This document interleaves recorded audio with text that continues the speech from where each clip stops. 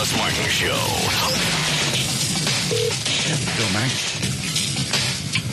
Hello. What are you doing? Working. How come you don't buy nothing? I do buy stuff. I just don't ask you for money back or reimbursement. Well, what stuff have you bought?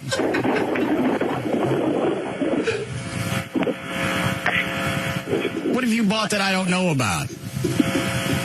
Other groceries. What groceries? Stuff that you need for, like, your hair, your toiletry stuff.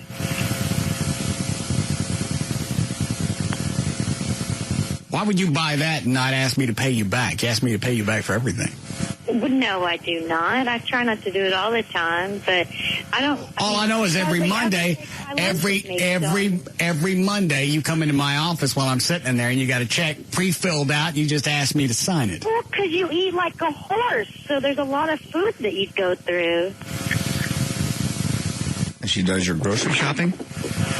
Yeah. Well, Obviously, that's why we got into this fight. There's a value to that. Not if she keeps buying stuff I'm not supposed to have. Well, she has to eat also. Okay. Last time I got let me ask you that. How did you feed yourself before we started dating? I didn't eat. You didn't eat at all? No. Jamie, you're out. She's perfect for him. I love this day. Can we stay until 9? Seriously, how did you feed yourself before we started dating? I didn't really eat that much. Everything that I did, I got so I could bring it to work with me. Mm-hmm. Just like now, I don't. So now all of a sudden you move in with me and I'm Bonanza. Do I eat that much? Yeah. She goes to I looked in the fridge this morning. It's packed with all kinds of stuff. I don't know what this is. I don't even know why it's in there. And she always makes sure she comes home with the little, what is that, the swimming penguin wine that you buy? It's called the Little Penguin. Yeah, little swimming penguin. So? Well, she keeps, what, I gotta buy her alcohol? I don't know. She already lets me screw her. No. Did you buy the yogurt yesterday? No. I don't know that I buy the yogurt. What was the yogurt doing in there? That I got yesterday? Yeah. Because the yogurt I got for myself that I was going to I told you I didn't want the yogurt in the house. Okay, so I'll just eat whatever you want to eat, so you don't have to worry about being tempted by my food choices. Exactly. Okay, isn't that something called, like, discipline or self-control? I have discipline and self-control. Give me the bottle. I have discipline and self-control. A 10-year-old boy was found dead hanging from a tree, apparently killed while trying to play the pass-out game in Boise, Idaho. Sounds like he won. Dalton Ebby, maybe this. They can do it. I'm marking that down. Not for the promo.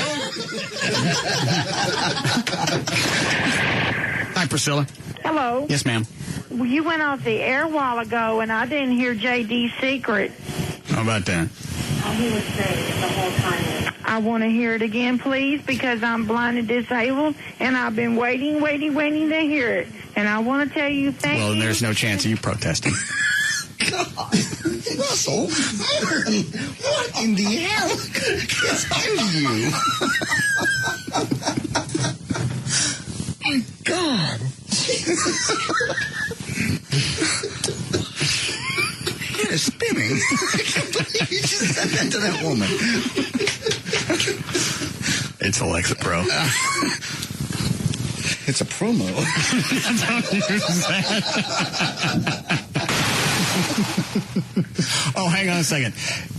Gavin, tell him your new nickname for yourself. Listen to this. Okay. Oh, dictionary.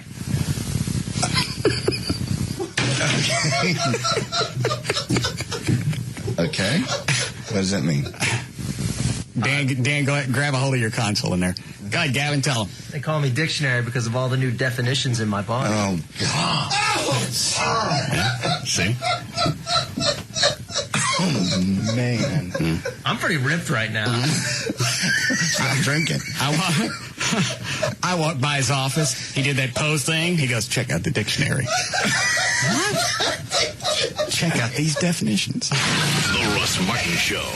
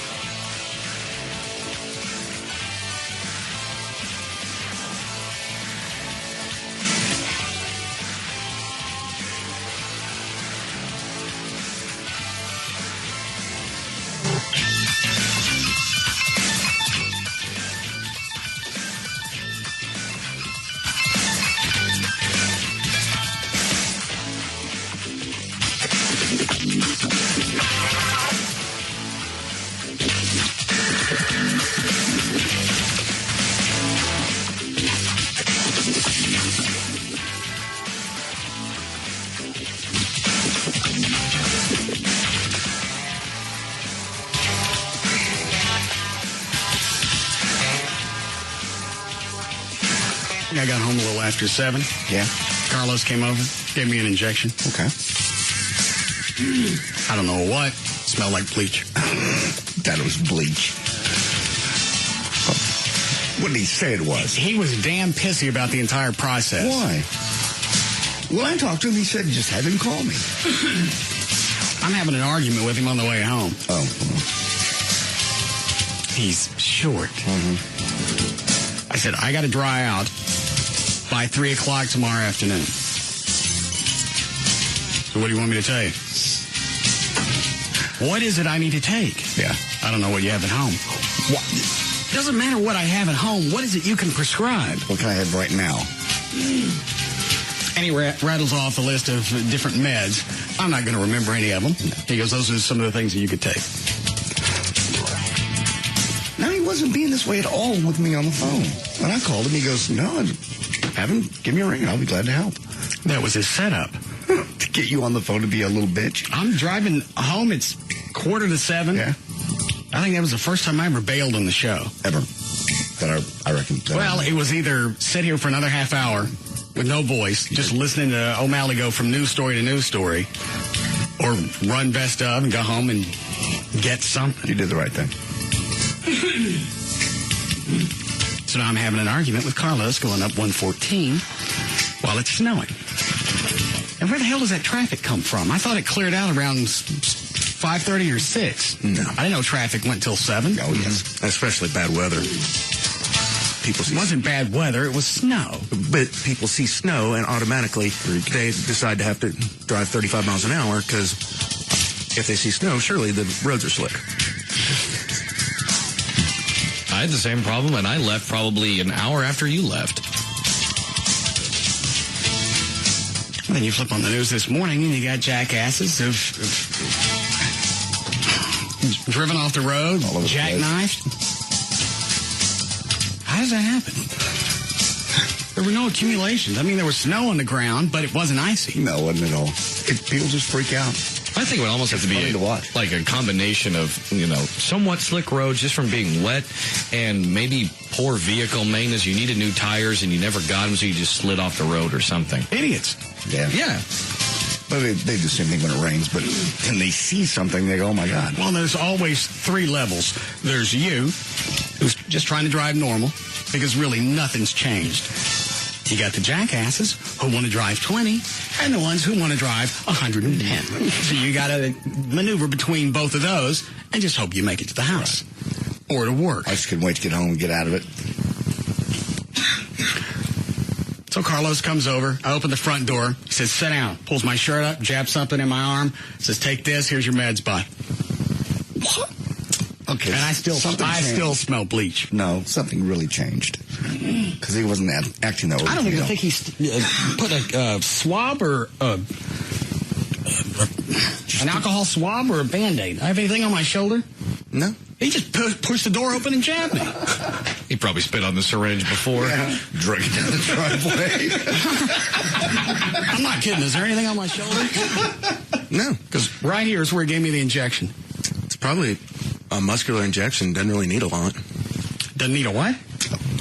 There's not a lot. It's not like you're going in a vein or anything. Well, would you want some type of alcohol swab, especially if you drug it up the driveway? That's a great visual. Why would he act that way? He was totally... You kicked me out of the band. Don't you tread this up here. Well, I don't know what maybe you... Did you say anything to tick him off? I didn't have a chance to say anything to him. He was ticked off when you called him. You said hello, and he goes, what? It was short. It was the answers I needed, just not the drugs that I needed. I said, all right, what is the shot that I got a few years ago that dried me out? And he rattled off whatever that was. I said, okay. He said, that's what you need.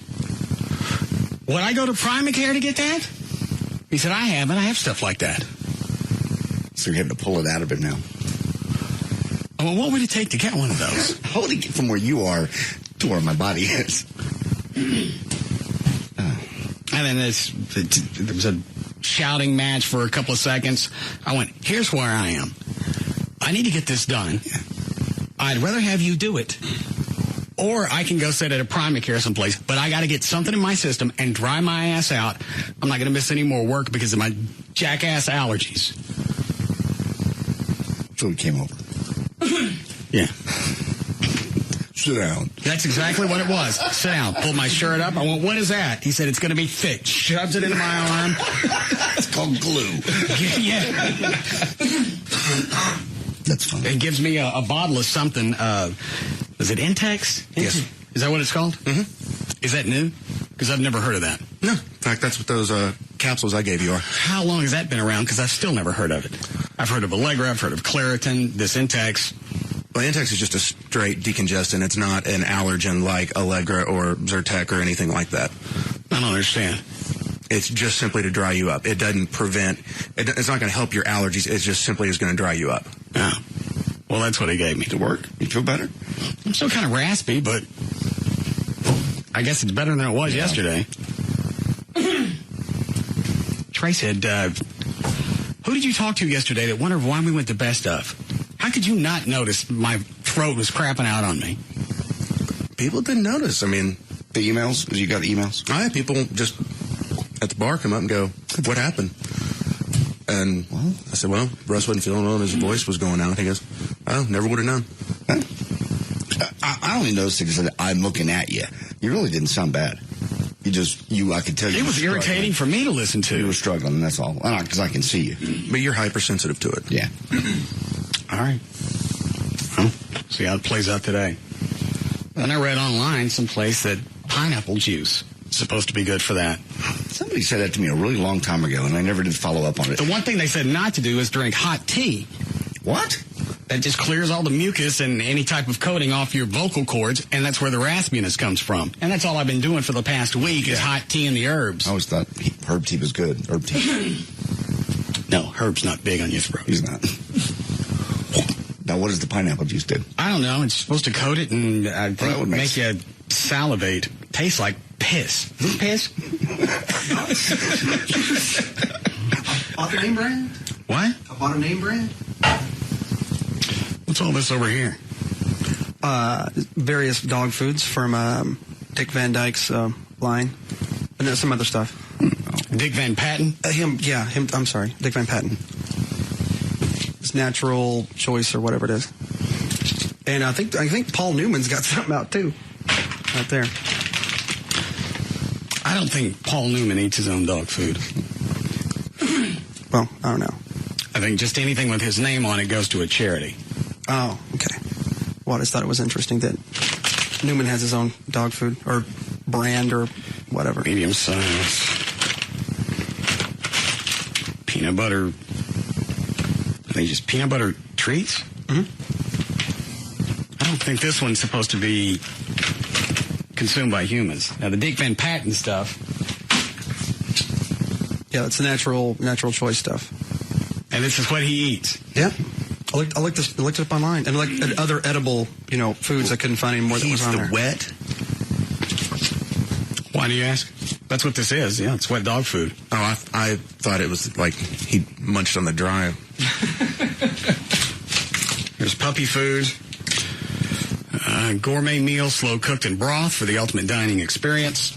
Here's adult dog food, a gourmet meal, slow cooked, same thing. Adult. What is this one? Turkey and veggie casserole. Midwest beef stew. Savory lamb stew. Yankee pot roast. What's the big joy here but eating the same thing your dog does? I don't know. Especially since animals can't have the same spices and things that we do. If this is going to be tasty to me, it's probably not something they're supposed to have. What are these beef sticks? Same thing? Just got those. I was kind of hungry. You just grabbed them? I got to do some other stuff, too. No, this isn't supposed to be for people. You just got the beef sticks. Yeah, I just thought it looked good. Oh. Eat it. Okay. Anybody want to try the Yankee pot roast? Why don't you go first? I don't know if it'd be good for my throat. Don't even.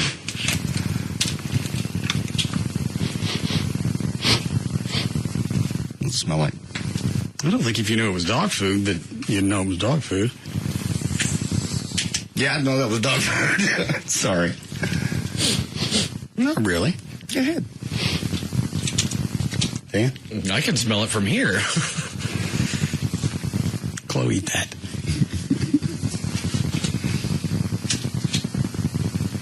Don't read it, just eat it. I want to see what flavor it was. It's the Yankee pot roast. Hurry up. I'm trying. I can't see what them out. Eat it.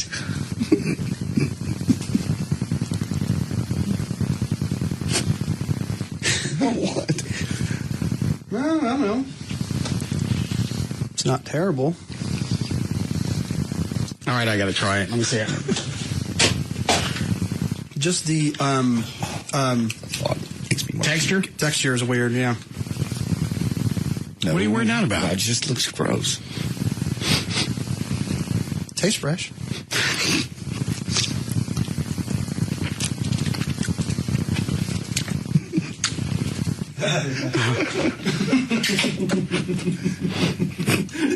Oh, God.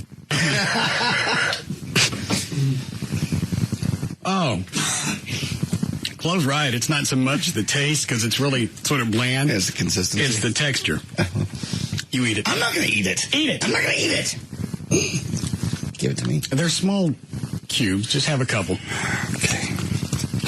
Plus, we'll just consider getting ready for the future. What? We're going to be eating dog food? The show continues like this, yeah. We just got sick, that's all. Eat more than that. I have cold blue bites. Oh, dear God, take that back. No, you swallow it. Mm-mm. Chloe and I ate it. I can't. I'll be sick to my stomach. No, you won't. I really Eat will. it. Eat it. I did. I put it in my No, mouth. you spit it out. I put it in my mouth. I can't. I'll beat it.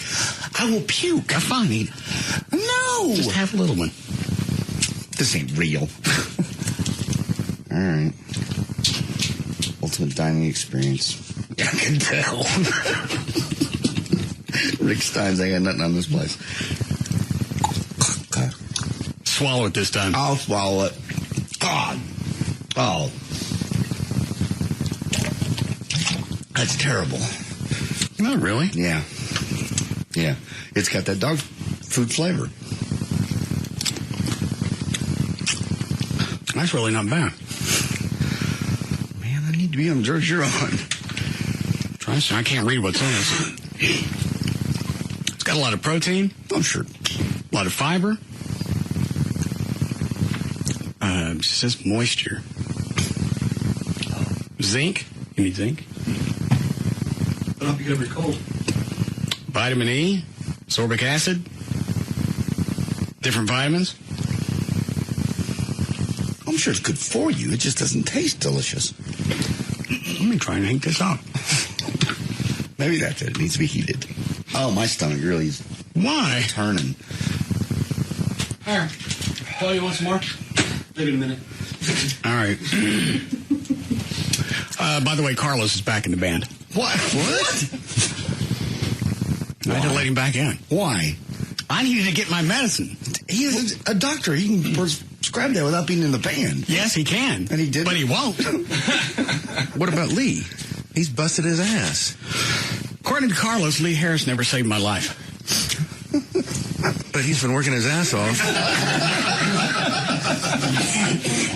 Wow. He's been busting his ass trying to get ready for a white trash party. I know. According to Carlos, Lee Harris has never been over to my house with bags of saline to save me. But Carlos is still your doctor. Lee Harris has been busting his ass to be your bass player. I got it. Lee Harris can't write me script. Lee Harris wouldn't come over last night and give me a cortisone or a shot of bleach, whatever I got. You can't just do that to him. He's been busting his ass. I know. You've said it 4 times. He can't write script. Carlos can still write So they script. just walked in the door and said, I'm in the band, you don't get this? It wasn't exactly like that, but the band came up as a part of the conversation. Before the shot. Yes. Before we go any further, let's discuss the band. Oh, my God. He's not in the band. You can't do that to Lee. I did. Yeah, I can't do it to Lee. What about your tuba player? What about him? Well, the band has evolved. And? It's without Carlos. Not anymore.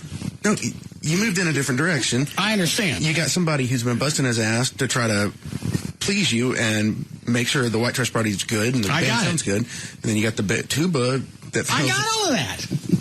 You can't. You're babbling. You're not making any sense. Carlos is back in the band. Lee Harris is out. Lee Harris can't write script. When Lee Harris can write script, he's a bass player again.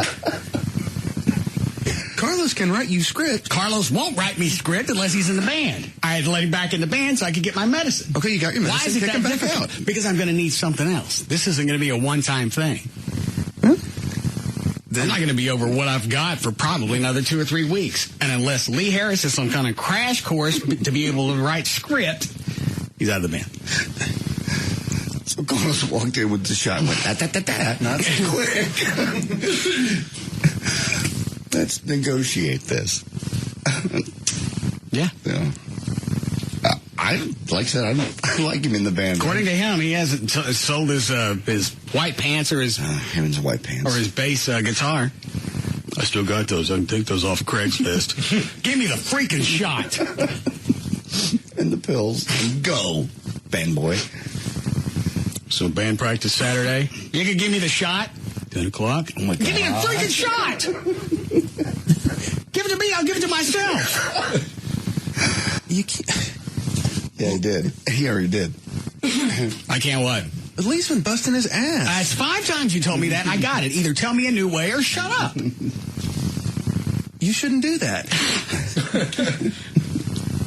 Chuck's going to have a Why hemorrhage. do you care, Trey? You're not in the band. Why do you even care? I just don't think it's fair to leave. It's because he doesn't like Carlos. I'm quite aware. Just trying to get him to say it. Oh, I hate Carlos. I think that's a well-established fact. All right, but who else am I going to be able to get to come to my house 7:30 in the snow to be able to give me meds to dry me out so I can go back to work? Lee Harris couldn't. You are correct in that one aspect. Carlos is the only person How who will many do different that. doctors did you call last night to try and get somebody out to the house? 2 or 3. Yeah. Okay. They normally don't do that. Most of them. Carlos drove out in the snow, made sure I had everything, made sure he was back in the band, gave me the shot, and left. I don't see where the confusion lies. Just think it's funny. You go, there's healing right in this little capsule. But don't look at it directly. That's just not fair. Well, no, it's not fair, and you'll have to talk to Carlos about that, but I needed the shot. No, I just think that's a crappy thing to do. Well, look at them both up there. Both those guys. You can't have 2 bass players. No. We normally wouldn't have a tuba either. But well, now with the tuba guy brought like another 8 or 9 people to band practice on Saturday, so we had a horn section of almost 10 people. It sounded great. It was amazing how you add just that one element and it fills up the rest of the band. So that'll cover up the bass player. Sure. Absolutely. But you don't need to cover up the bass player. You have a good one right now. Carlos. And Lee. Sorry. Lee's out. Carlos is in. Have you told Chuck yet? No. I haven't told Lee Harris yet.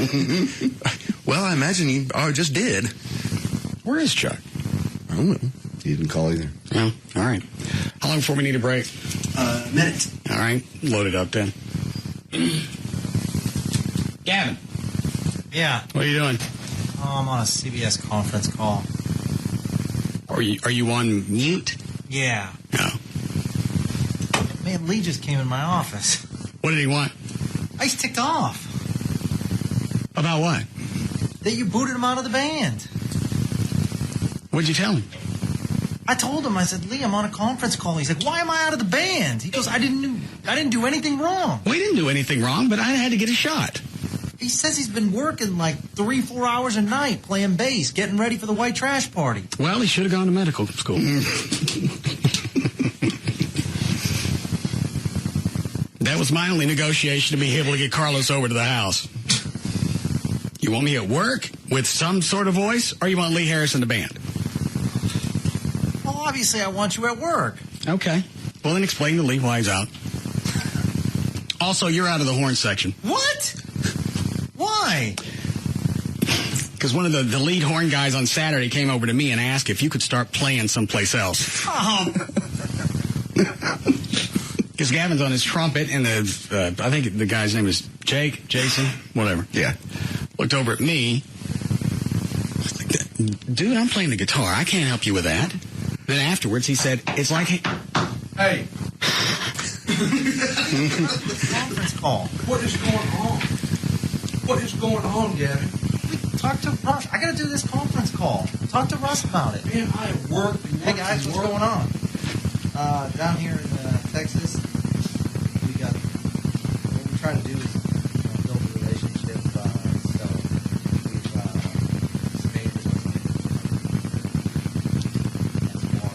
I sit to pee. Now turn that speaker back up, Gavin.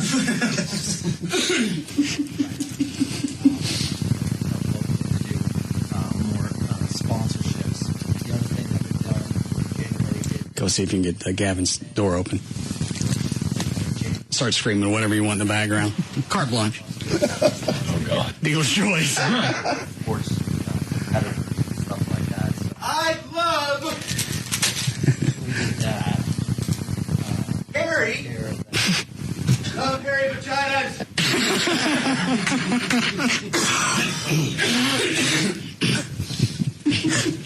And Lee just came in the hall. He's like, "Do you want to talk to me?" No. I'll talk to Lee during a break. All right, I'll let him back in the band. How can you do that? Carlos is back out. So you promise something, then he delivers on his part, and you don't deliver on your part. Yeah. Well, look at Trey just beating over here. Well, what am I going to do? I'm in the middle of being sick last night. I'm having a panic attack. It's 6:15. I got no voice. There's nothing I can do. It's almost like laying in having surgery and the anesthesia don't kick in. And you're trying to tell everybody, stop. Yeah. Carlos can play the white trash party. He's worked a lot longer than Lee has. All right, well, you go tell Lee he's back out. My point was, I'm in the middle of a panic attack because I got no voice and I can't get a doctor to see me. And if I don't get somebody immediately, I'm not going to be able to go back to work. Yeah, so Carlos had me over a barrel. I had to let him back in the band. He's back in the band. No, that's not fair to Lee. God. This band is insane. Yeah. Try directing it. No, thank you. We need a break here? All right. Go get Lee Harris. I'll talk to him. Okay.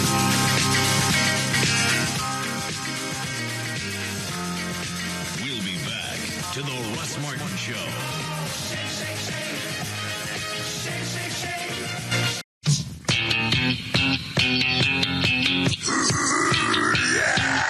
Now, back to the Russ Martin Show.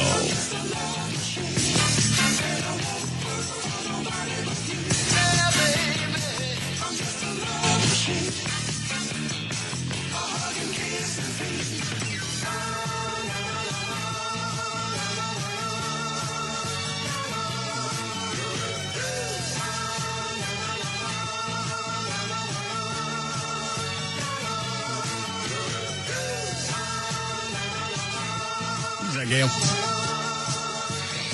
Hi, Gail. Hi, Russ. What do you got? Well, I've got McShann Forest, and in Grapevine, northbound 121 before Freeport Parkway, there's a wreck on both shoulders.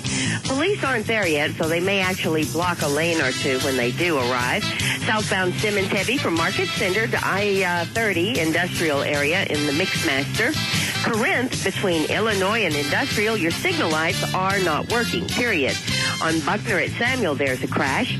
And the earlier problem, they had pretty much the whole exchange around I-30 and Walton Walker, that's all cleared up now, and all your exits and entries are open. I'm Gail Lightfoot on the Russ Martin Show. Thanks, Gail. Cold again tonight, 33 for the overnight low. Going to be mid-60s tomorrow, though, and we have 55 degrees currently at Live 105.3. Is Gavin still in the middle of that conference call? He was when I walked by you.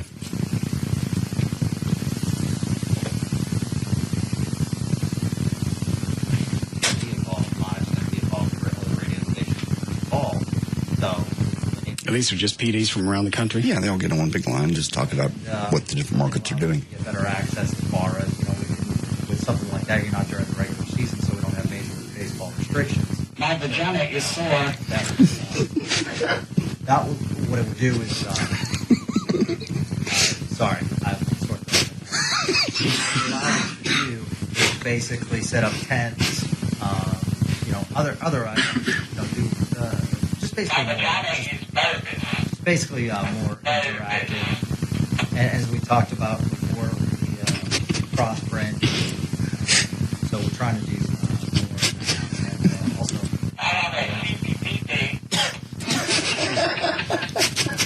With our baseball1080.com, my PP is CP. Get away from Major League Baseball restrictions. It allows us to create a website that we can put a lot of baseball information on it. What it allows us to do is,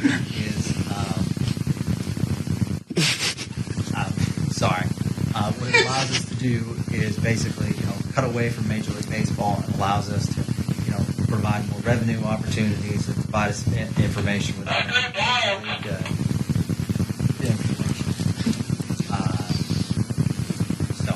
I have a yeast infection. Would anyone like cookies?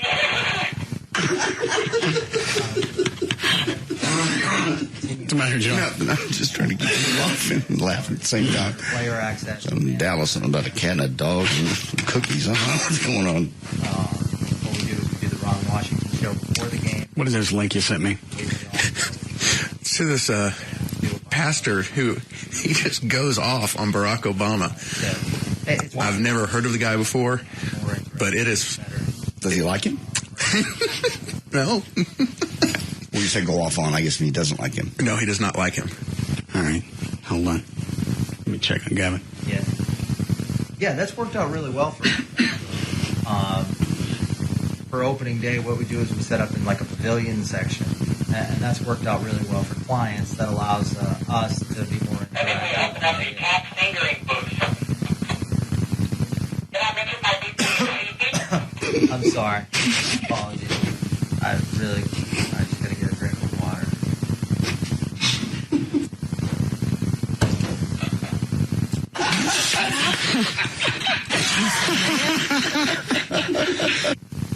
Dude, my reputation.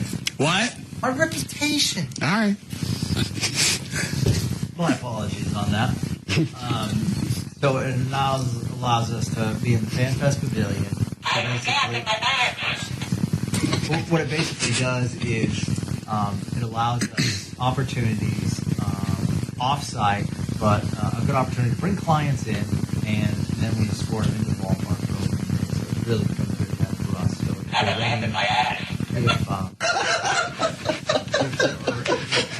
areas around the ballpark, And it's on.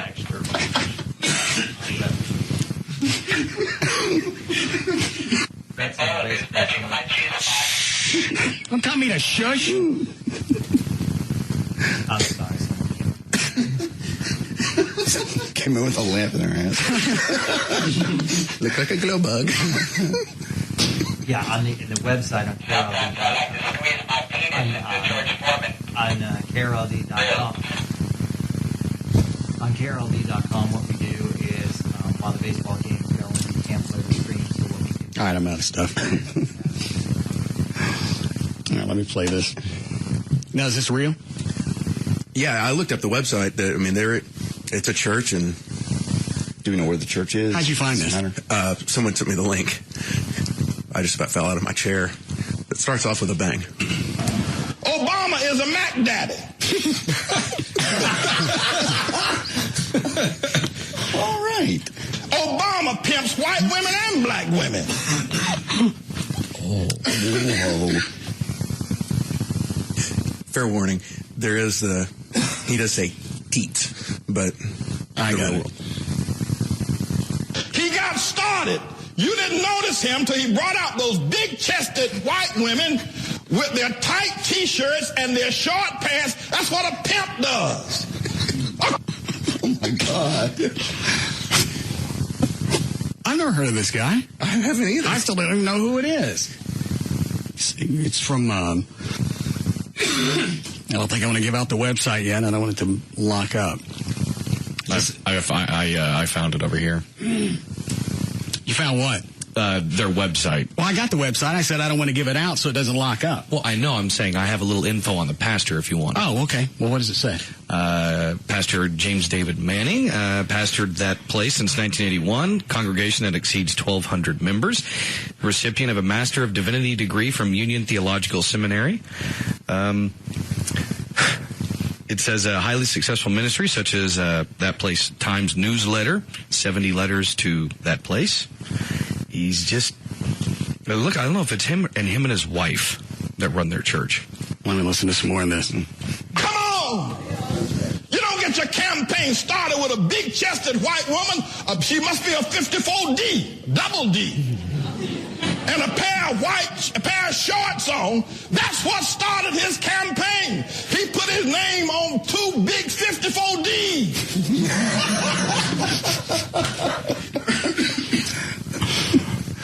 How long is this sermon? This thing's almost 10 minutes long. Why is he twisted about Obama? Because of some video that came out? Oh, the Obama girls, okay. I don't think Obama had anything to do with the girls, did he? No, not to my knowledge. No.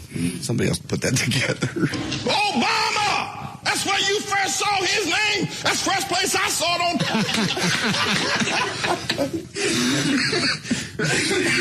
Yeah, I think the whole Obama girls was something that was just a parody. That chick, that was the whole YouTube thing is... I think she started, then there was some chick for Hillary. I know, but it was I got the crush on Obama, and that had nothing to do with him and his campaign. No. He's a Mac Daddy. He pimps white women and black women. Obama is a long-legged Mac Daddy. Now, we're going to have to give Hillary equal time? I don't think so. Oh, all right. No. Black people have said. Actually, Hillary would probably pay me to play this. Yeah. Especially today. All the way around, yeah. Pastor Manning, nobody's going to follow you because you've been trashing Obama. If you want black people to get with your no-do-no-rain, your outlaw, they're not going to follow you because you've been trashing Obama. I don't understand what he just said. I don't either. Okay. And black people love this man. And because of the way you speak about him, you can forget about your ministry. Now it's over with. Nobody's going to be on your committees. Nobody's going to walk with you or march with you. Or nobody's going to be with you, Pastor Manning. Well, let me just say this. First of all, I haven't trashed him. I haven't trashed Obama. His African in-heat father. Whoa. Jesus. Went a-whoring after a trashy white woman. He was born trash. I said he was born trash. I think Obama even said at one point in one of the interviews, he didn't really know his dad. Right. So as far as any influence he had from his parents, at least as far as his dad went, there wasn't any. No. Well, what happened? Was Obama born and his dad just vanished? No, I just think his parents split when he was like 3 or 4. They met and they were University of Hawaii, I believe, and then parted ways. I didn't trash him. I'm speaking the truth about him. Now, once again, I am a diplomat, but I'm not a compromiser. I got a word in my mouth. Say it. I said I got the word of God in my mouth, and God's not afraid of Obama or anybody else, or Ted Kennedy, or that little Caroline, or anybody else. Why does he hate the Kennedys? I got through about 45 seconds of this. So you don't know where else he's going with this? No, I do not. So I'm here to tell you, and thank God that most of the Kennedys is gone now. Just that big jowl Ted left. I mean, God get him. That you are an impossible group of people. You don't respond to honor or integrity. He still hasn't said what his heart on is for Obama or now the Kennedys. Now I have to look it up on the break about why he's pissed at him. Well, the beginning of it talks about the Obama chicks. Again, it's got nothing to do with Barack or his campaign. I don't know why he went off on the Kennedys. I don't know. One of the big double D's. First time I saw his name was on two big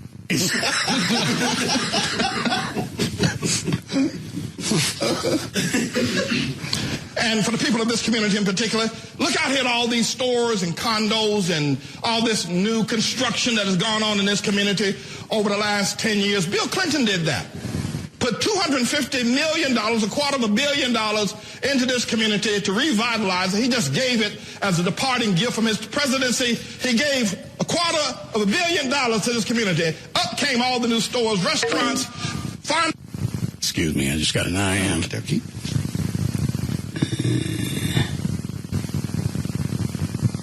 Oh. Gavin, what do you want?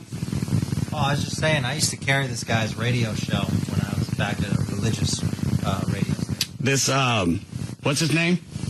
Manning. Pastor James Manning. Yeah. From the First Church of Holland. You know, one of the connections might be, too, you asked about his thing with Obama, and then he mentioned the Clintons. Well, I can see where it's going now, but obviously he's going to be pro-Hillary, just pro the whole Clinton administration. Exactly, and their main offices are based in Harlem.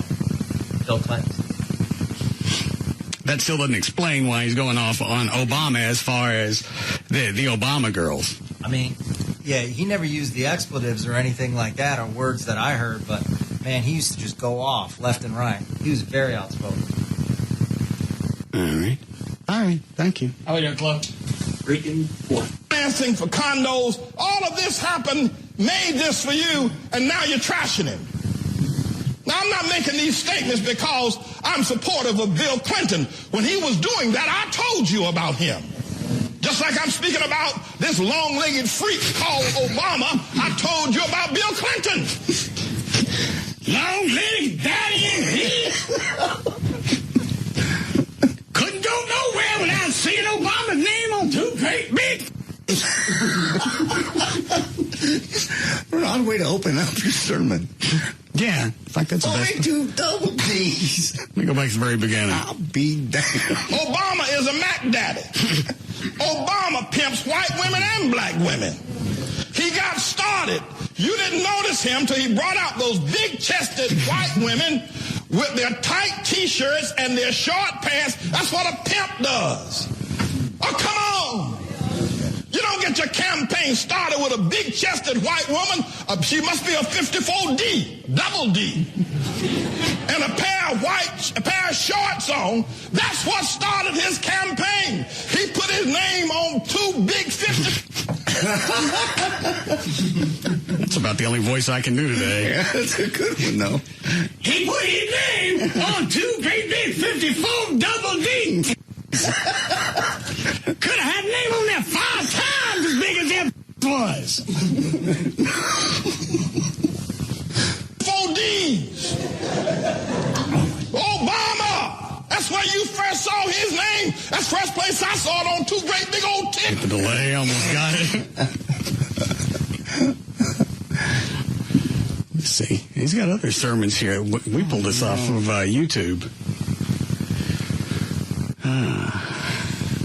Let's see. Harlem preacher says Obama got a white mama. Pastor Manning on the Fox News talk show. Why does Pastor Manning still say Negro? It's got a whole series of all sermons on these. Places, man. Any of them are quite as entertaining as this one. Well, especially the way this one starts. Obama is a pimp daddy. How do you start your...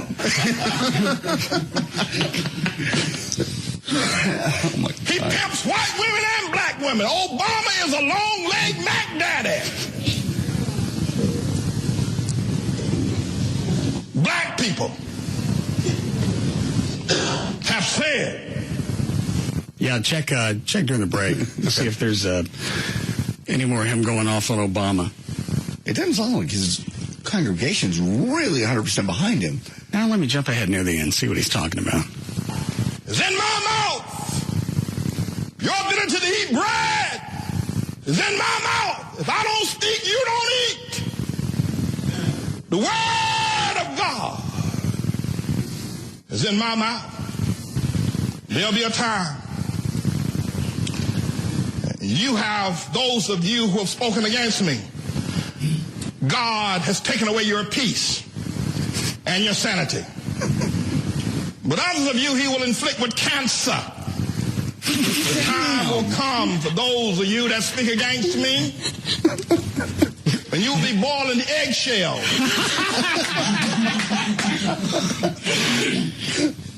I love this guy. Talk bad against me, you get cancer. Speak ill against me and see if your baby ain't born with 8 nipples and mesothelioma. Praise God. You got it nailed. Speak against me one more time. See if your mama don't have a club-footed midget for a baby. God. Can we break here? Yeah. All right. We'll be back.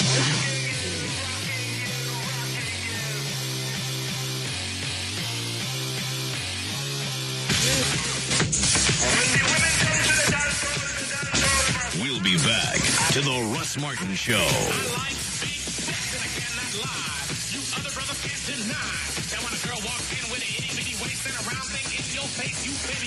The number one afternoon show is found right here. The Russ Martin Show.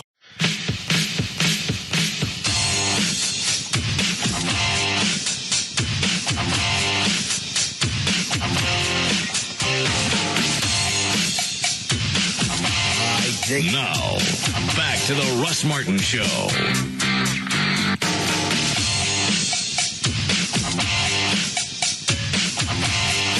Now, as far as the break it down, Democratic polls, the primary goes today. Are we not going to know anything until after the caucus? We'll know where 2/3 of the Democratic delegates will go after the polls close. Then the other third are decided by the caucuses, and that could be midnight. Yes. But as far as the Republican primaries go, after 7 o'clock, we'll start getting exit polling. Yeah, Republicans don't no caucus. Okay. What is this? Is this the same pastor? Oh, yeah. Yeah, I think I sent you one. It was white women versus white church. Oh, sorry. Thanks for selling the payoff, though. You know, I want y'all to consider something. That when you pull that lever... You ready for this? Yeah. No, you're not. Those of y'all across America, you're not going to be deciding between a black man and a white woman. You ready? Yeah, sure. No. You're going to be deciding between a white woman and white trash. Dang. Whoa. What is I've never seen hard on? Yeah, I know. I've never seen anybody with this big of a hard on for any candidate. I started looking around their website, and does he really hate Obama, or does he just really love Hillary? I think he really hates Obama.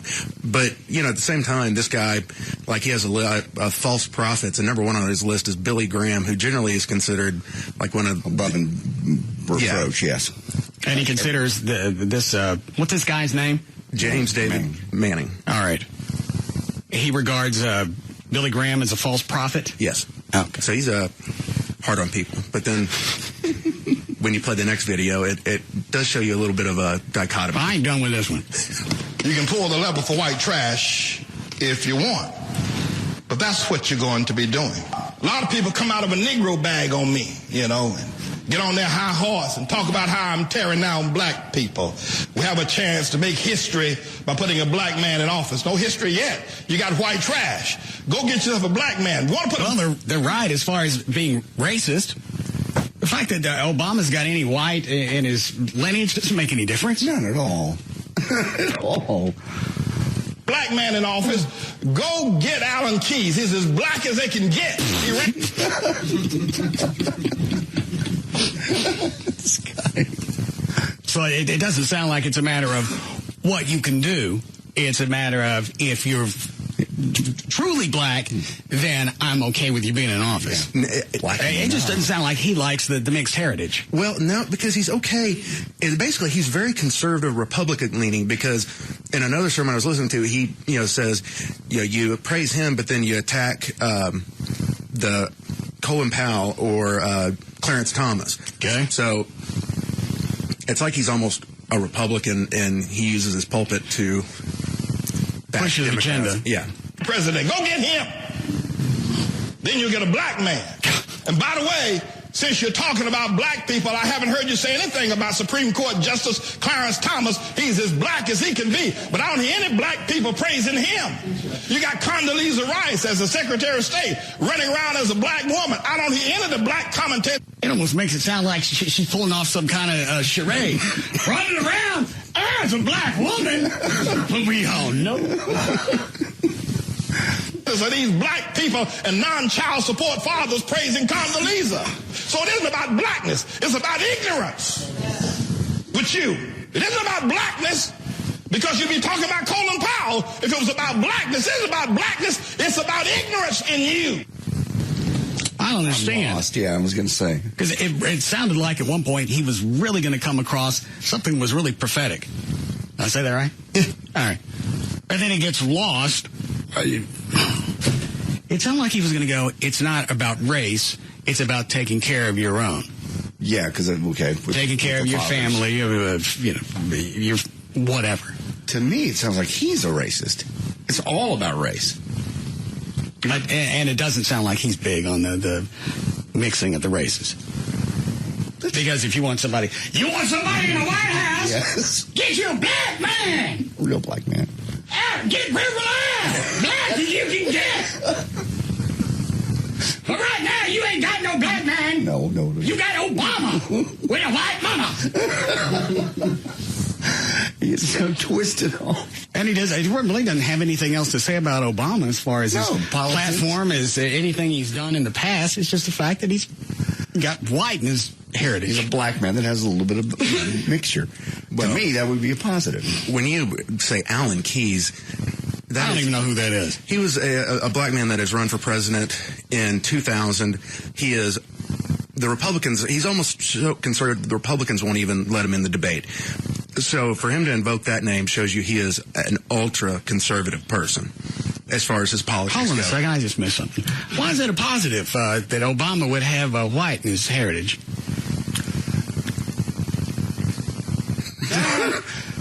I'm waiting. I'm formulating. Go ahead.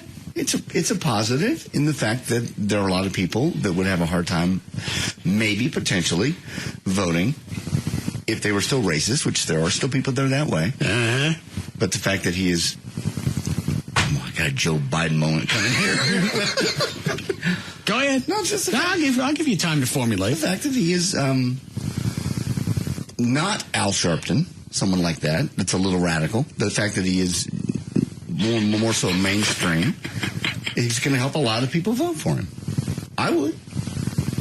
I'm done. That's it. I would vote for him.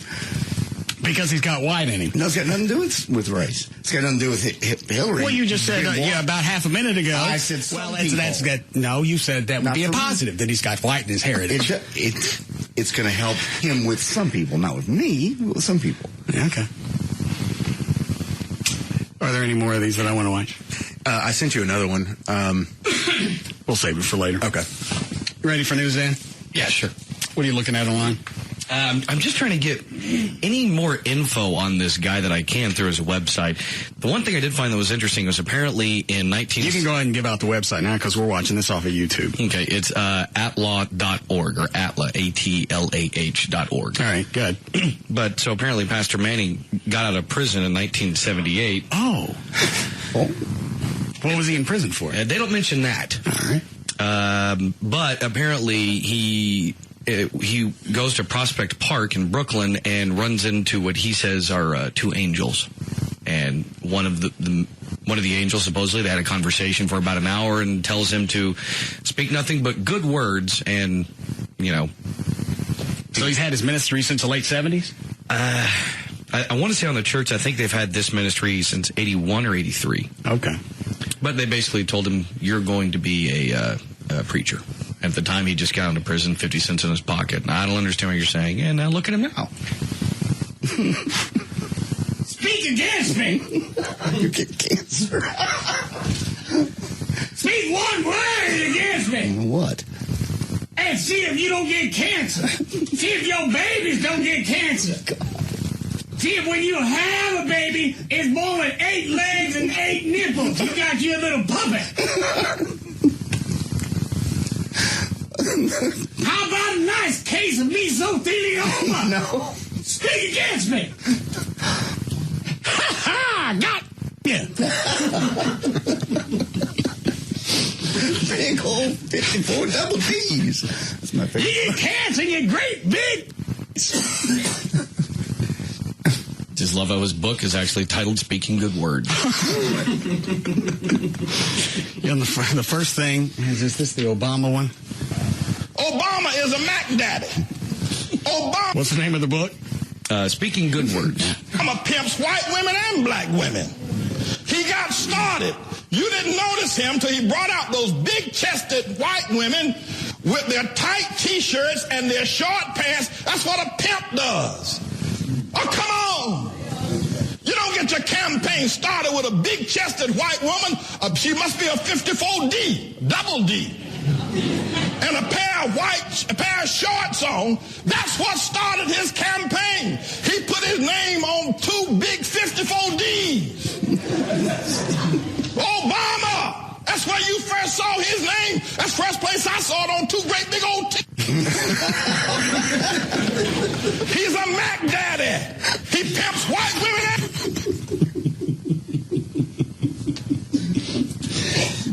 I thought it was some new word for Obama. Great big across his women, 54 double D.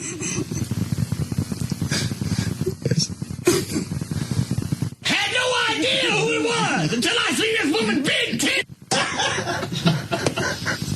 And the name of the book again. Yeah, the name of the book? Speaking Good Words. Did you see the controversy that came out about one of the Hillary TV ads? Well, there's a couple of them, but one of them, they'd actually darkened Obama's skin a couple of tones. No. Make him look blacker.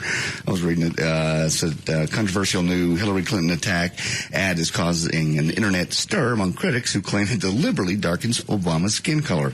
Clinton spokesman Jay Carson told Fox News that Obama's image was in fact darkened, but that's just part of the natural saturation and desaturation process typical in commercial production. No. Well, yeah, that's what happens. When you take it and you put it in Photoshop and you put autocorrect, it makes it black. He said both candidates have done it in their ads, and there's no ulterior motive behind doing it in the Yeah, if you're making somebody darker, well, you know what? It's not going to make any difference because a good portion of the people that are voting for Obama already know he's black. Don't care. Then the 3 o'clock. I'm so sick of that 3 o'clock. It's 3 o'clock. Your children are sleeping at. Who do you want answering the phone at the White House? I don't give a rat's ass as long as it's not her. Did you hear the Barack return ad on that? No. You want to hear the audio? It's over here. You want the Hillary ad's 34. The Barack ad is 35. Well, I know there are already parodies on the internet of the Hillary spot. Who do you want answering the phone at 3 o'clock? And then they show a clip from Ghostbusters. Could be a crackhead. That's not the one. 34. All right. It's the Hillary spot, the first. And then there's another one from history I'll pull out. It's 3 a.m. and your children are safe and asleep. But there's a phone in the White House and it's ringing. Something's happening in the world. Your vote will decide who answers that call. Whether it's someone who already knows the world's leaders, knows the military, someone tested and ready to lead in a dangerous world. It's 3 a.m. and your children are safe and asleep. Who do you want answering the phone? I don't want it to be Obama. His dumb white ass. Thank you. I'm Hillary Clinton, and I approve this message. Jon Stewart last night on The Daily Show goes, I don't really care who's in the White House. I hope they don't let it ring 6 times. Now, cut 35 is what? 35 is Barack's answer to this. It's 3 a.m. and your children are safe and asleep. But there's a phone ringing in the White House. When that call gets answered, shouldn't the president be the only one, who had judgment and courage to oppose the Iraq war from the start? In a dangerous world, it's judgment that matters. I'm Barack Obama, and I approve this message. And there was one more I want you to play. It's cut 38. Okay. It has its own punchline. The most awesome, powerful responsibility in the world lies in the hand that picks up this phone. The idea of an unsure, unsteady, untested hand is something to really think about. This is the issue of our times. On March 20th, vote as if the future of the world is at stake. Mondale. This president will know what he's doing. You get this. That's one of the Mondale spots that was running. It came from the Jon Stewart Daily Show. Oh. It's funny, you're right. That could have run yesterday. It's the same spot. Well, they're doing the same thing that we talked about a couple of weeks ago. Yeah. You're taking the same text from campaign speeches from 20, 30, 50 years ago, and it's the same rhetoric. You want someone that's been there before. Well, it's like, I forgot who did the TV commercial. I think it was Johnson, of just like the nuclear blast. Like, it's a dangerous world. You need a firm leader. Pretty much same thing. Is it a picture of Jumbo? You're talking about Johnson's crank? Yeah. That's what he called it. Oh, did he? Yeah. Oh, I forgot about that. Jumbo for president. The phone rings at 3 o'clock in the morning. Who do you want to answer it? I want somebody with a great big... I want President Johnson. In fact, I want his answer the phone.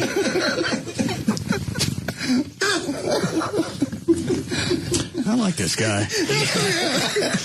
Plus, since my voice is going out, it's an easy one to do. And there's tons to choose from. Oh, yeah. I won't even tell you the title of the one I'm going to watch next break.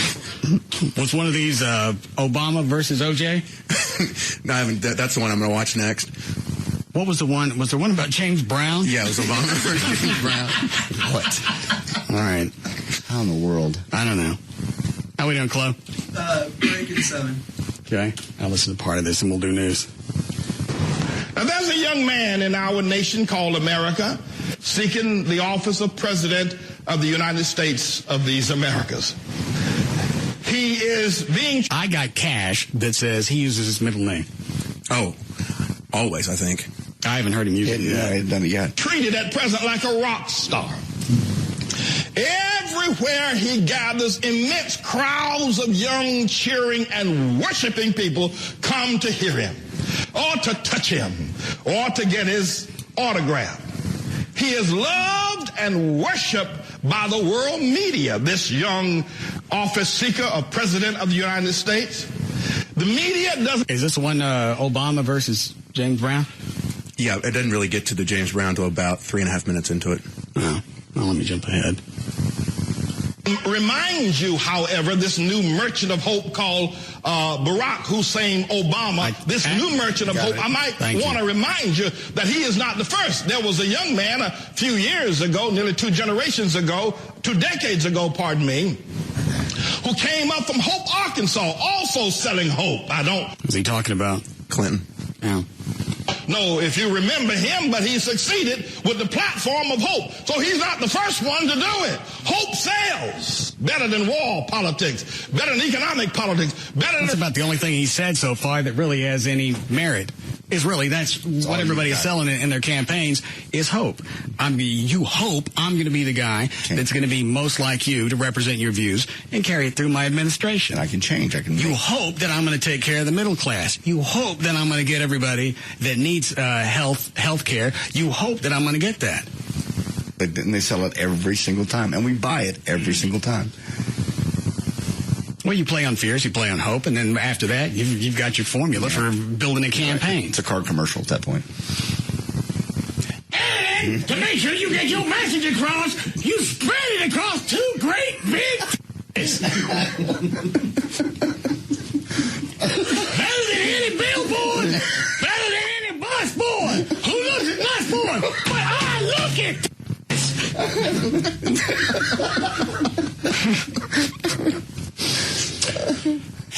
You want to try some news, Dan? Sure.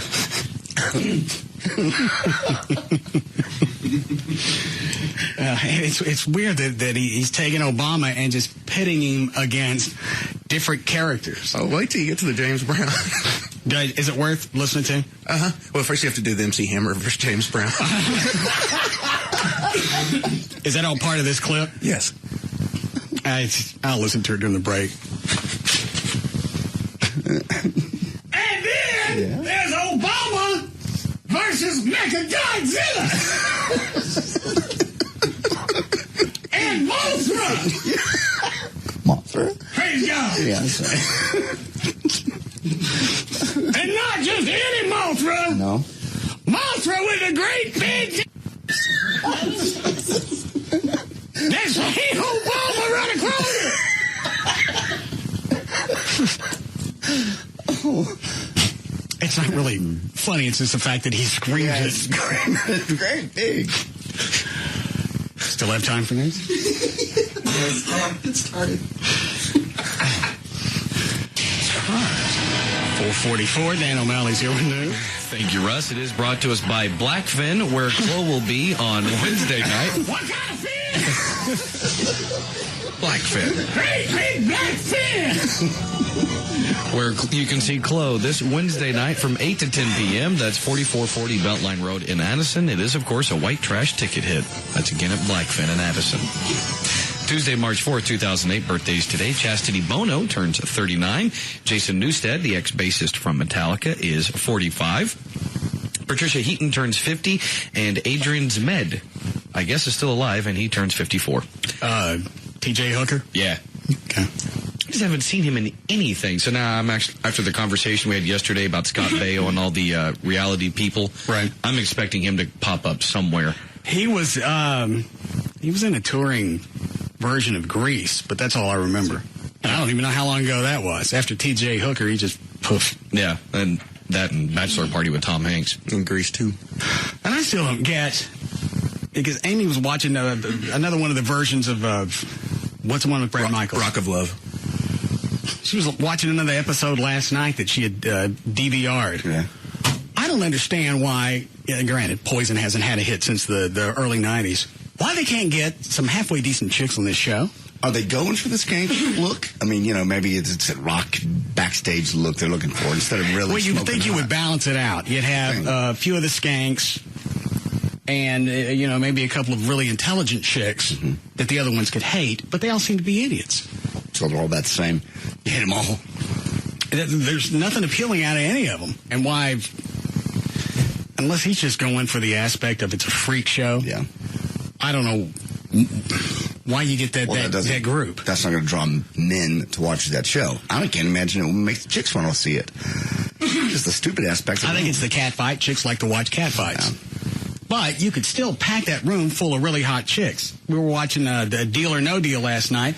Every one of those chicks on stage is hot. Yeah, I love that show. There's nobody that's even medium. Every one of them is just stunning. So they're available. They're out there. Well, one of the differences is how many chicks can take 8 weeks out of their lives, quit their jobs, do whatever, and go vie for Bret Michaels' attention versus like a game show where at least you have their job. 2 or 3 at least. Well, but what Trey is saying is you don't know what this reality show pays. That's true. Could think. At least NBC is going to be cranking out cash. Could pay nothing. You're right. Because they, hey, it's put on your resume. But every one of them is just, it's skanky. Yeah. Well, and like Chloe said, it's to the point of being embarrassed. You feel bad for Bret Michaels. So he has to pick one of these. Yeah. The chicks last year were better looking than the ones this year. I went online and kind of looked at some of them. They were much. Is that right, Chloe? Oh, dude, there was like 2 or 3 that were really, really cute. And the thing was, though, the ones that were the cutest and the hottest weren't really into Bret. There was one person, a chick that was really hot, that didn't even know any of Poison's music. None of it. Well, why was she on the show? I don't know how she got on the show. I have no idea. They had because the whole concept is just like The Bachelor. Mm-hmm. But instead of getting a rose to stay on, you get a backstage pass. Yes, exactly. Is that right? Mm-hmm. Exactly. I'd like for you to take this. Yes. Please accept this and continue to rock my world. He doesn't say that. He does that to every one of them that's going to stay. God. That's so cheesy. And he really does. He's got on more makeup than any of them. Mm-hmm. I saw a couple of promos, yeah. He's caked it on. But he didn't need to, though. You said you saw him at one point a few years ago, and he was pretty good shape. Well, he's in good shape on this. It looks like he's a little roided up. Yeah. Well, here's the other thing. And last year, it seems like he really didn't go for the classy chicks. He seems to gravitate more towards the skanks. Okay. Well, and that explains why season 2 is got what it is. And one of the finalists was a former stripper last year, and really had nothing to offer. So, all right, how do we get off on that? Adrian's bed. Oh, all right, go ahead. He should thank us for making it relevant today. Do we need a break here? All right, we'll be back now. We'll be back to the Russ Martin Show.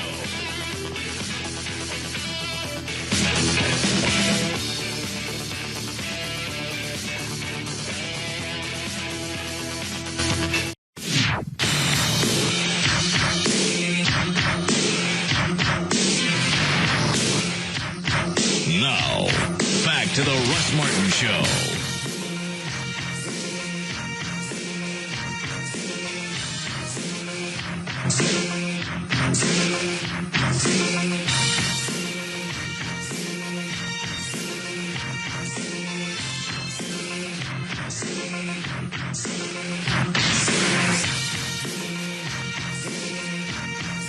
What was the other clip he was having a fit about?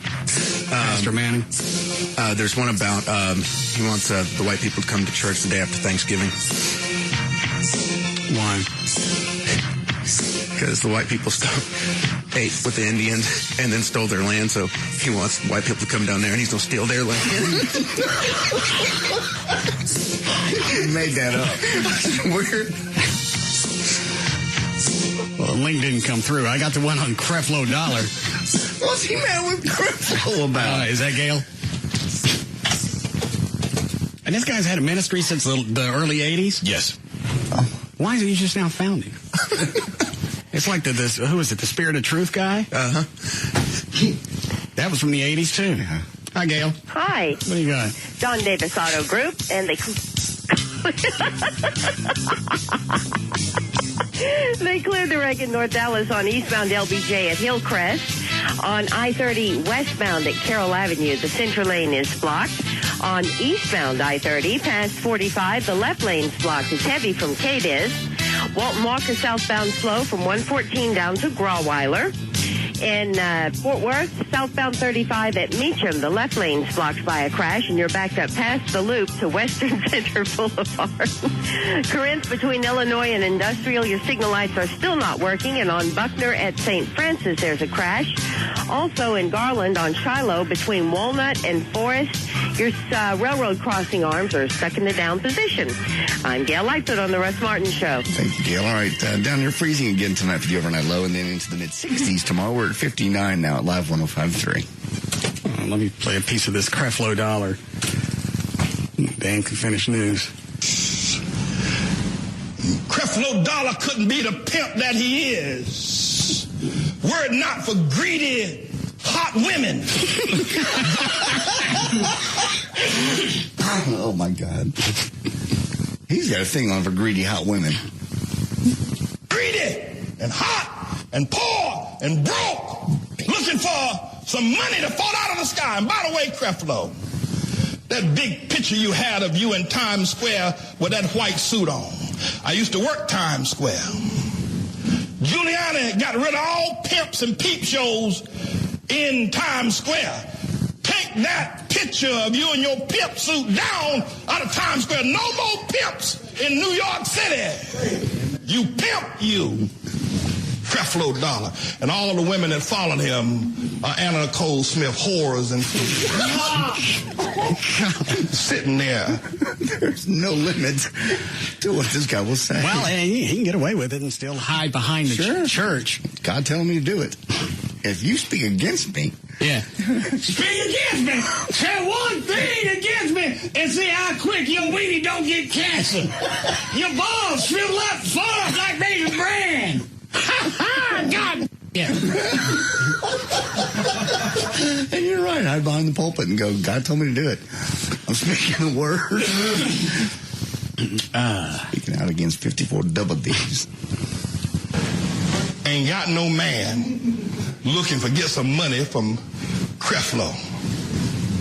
whores, floozies is who you are that follow him and Kenneth Copeland and all of his crowd. It's the first white guy I've heard him jump on. Yeah. So he just doesn't like rich preachers from what I pick up. Obviously. And because Creflo's got the Rolls Royce. Oh, yeah. And then the Copeland Ministries, he's got the private jet. I don't have a private jet or Rolls Royce. You don't. I don't take my money from a horse. No. Now, don't get me wrong. I like to look at. In fact, why don't we baptize 3 or 4 of them right now? Bring them up here and slap them big around. Jump up and down. Do some jumping jacks for Jesus with your big. Damn, I wish I could say without hitting the button.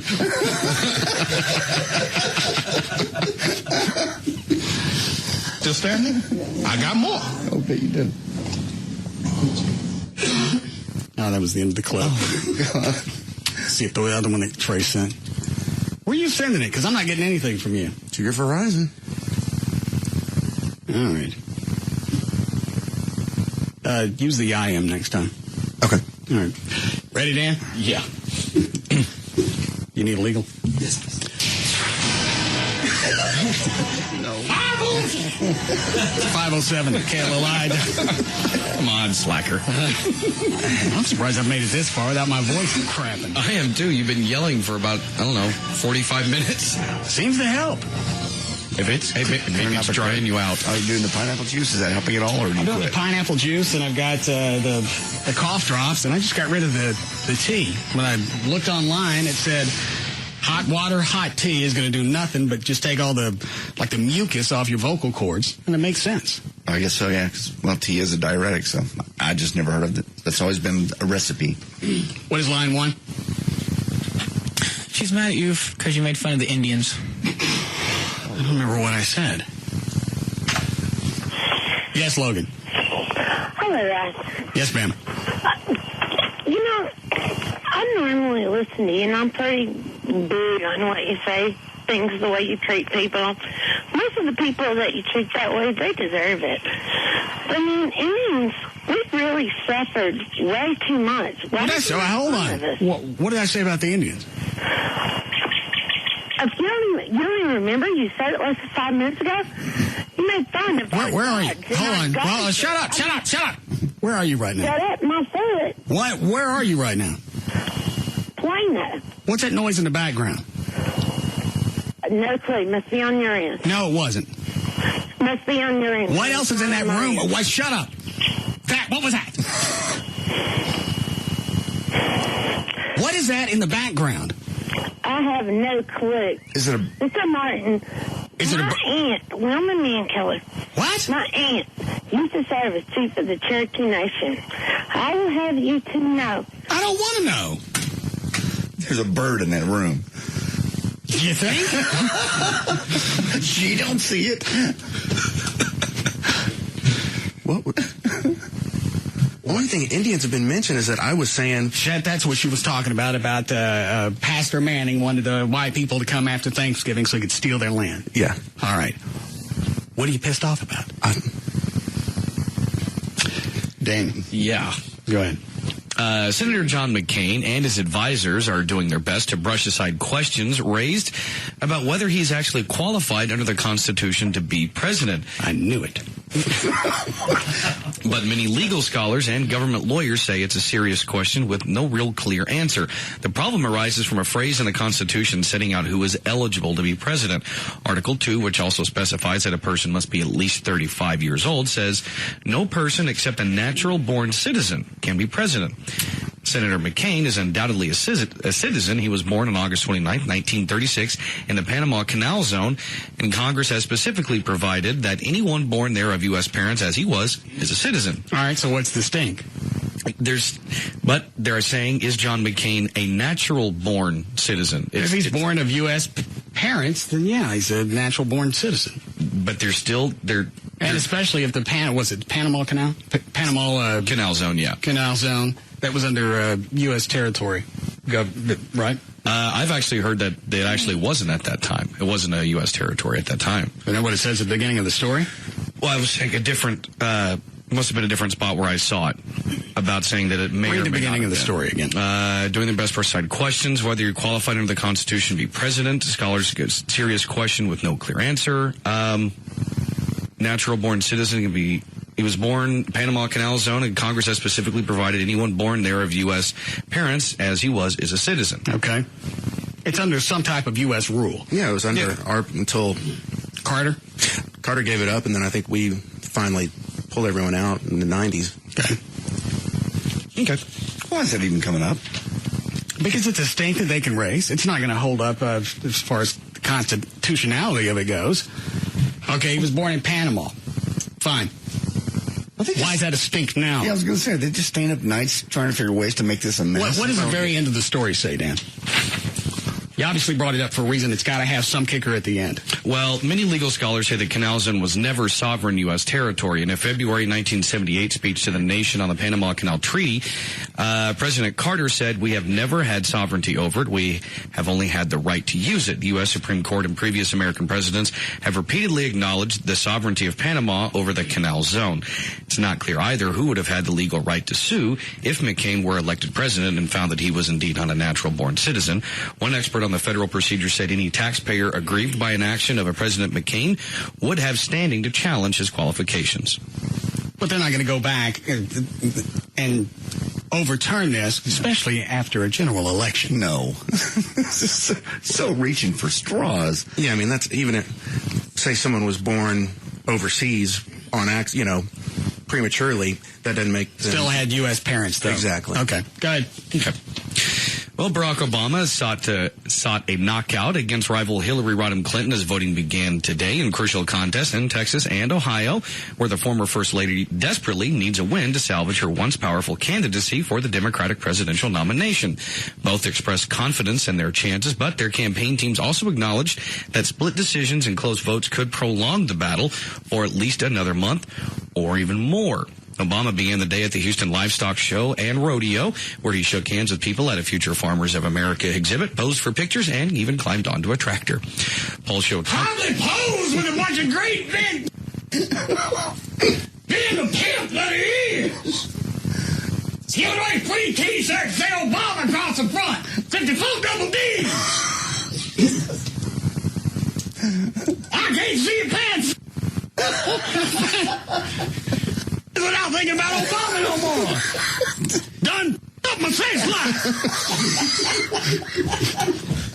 I hope to bang my wife. There are a great big can hanging out. All I can think of is Obama.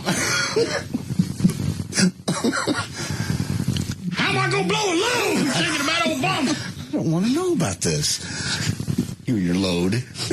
I look at my wife. All I see is Obama's face going, suck my...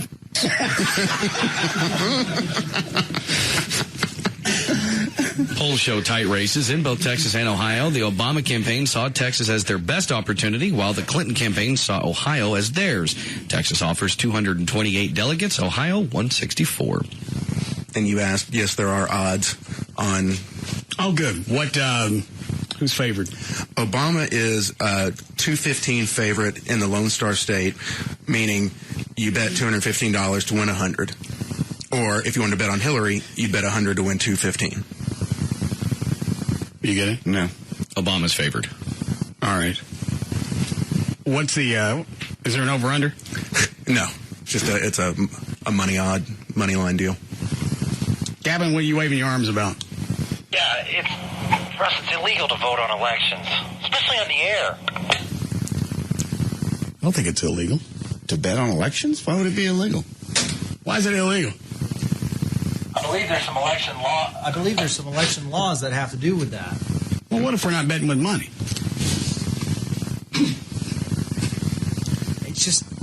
It's not right, first and foremost. Why? Because we can say who we favor. And that's fine.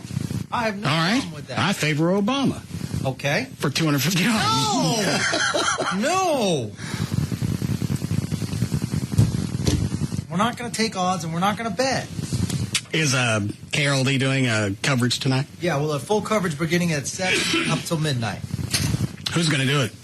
Ernie and Jay will anchor the coverage along with Mark Watkins. We'll have CBS reports a couple times an hour to report on Ohio, Rhode Island, and Vermont as well. Would you like me to stop by and help with the coverage? Well, you're welcome to stop by and say hi, but I think we're okay. Thank you. You don't want my insight? Well, no, because you'll do something.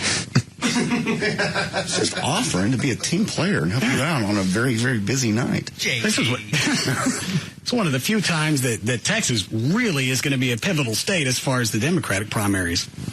And I agree, but you can't. No. I love your opinion on this station. It will be a little different on KLLI. Why? Because you can't. I think you lean a little too far to the right on KLLI. You need some balance. I'm not leaning anyway. I'm leaning straight, man. No, sometimes it's a little too conservative. Oh. You slope to one side. I'm not sloping at all. Think of it as two great big balanced. That's what I'm saying. Reverend Manning needs to drop by KLLI. Yeah, exactly. Big and milky on both sides, but equal in proportion. With great big nipples about the size of hubcaps. Woo! Yeah. Listen to that. I just picture us interviewing Senator John Corwin. John who? Our senator. Oh, John Cornyn? Cornyn, yes. Yeah. You ever get a look at Kate Bayless? No. See? What they sloped? What do they look like? Are they still in good shape? How big are the nipples? They about the size of beer cans? Don't say beer, say boo. You're not going to let me on? No. Ernie and Jay would. All right, coverage starts at what time? 7 o'clock. And we're going to take it till we have answers. We're going to go all night. Now, as far as Texas goes, did Trey have that right? We only get 2/3 of the results until after the caucus for the Democratic primary? That is correct, yes. Yeah. And do you understand the purpose of the caucus? I really don't. It's such a confusing process. So how are you going to cover something you don't understand? Well, and I'm not trying to be cute, but I understand that. I'm basically the point person over there. I'm the one on the phone getting the interviews, suggesting guests, and stuff like that. Ernie and Jay went through it today, and I listened, and I still can't figure it out. Trey, do you have it? The caucus? Yeah. Why did it do it? Huh? Why did they do it? Oh, the caucus. Either you have it or you don't. No. Don't try to explain it if you don't. No, I can't explain it. All right. Thank you. So you don't want any help tonight, Gavin? No. All right. No, I appreciate it. You're welcome to stop by. You can see me in action. You can see the guys in action. Will I be able to get into the building? Yes, I'll let you in the building. Okay. Well, then I'll stop by. No. I'm back on that word. Go ahead, Dan. Okay. Well, the makers of Airborne, who claim to fight colds with an herbal supplement, have agreed to pay $23.3 million over the claims, according to the Center for Science and the Public Interest. Aren't you big on that stuff, Chloe? Yeah, but I mean, I watched the news story last night. I'm interested to hear more about it. I never really took it that it would just kick a cold. I just that it helps prevent a cold. Helps. I've never heard that it. I think their original marketing campaign was, who would have thought a second grade school teacher would come up with a cure for the common cold? And that's where the stinks come from. All right, Dan? Yeah. Airborne also agreed to pay for ads in major magazines and newspapers telling people how to get refunds. More information and a claim form are available at airbornehealthsettlement.com. A 2006 report by ABC News revealed that a clinical trial that Airborne cited as evidence its product worked was done by a two-person firm set up just for that study. The group also... In fact, I think it was ABC, went to the house, the address of where the research was done. Some old lady answered the door. It was a two-person firm. Yeah, she wasn't even part of the firm. It was from a previous residence.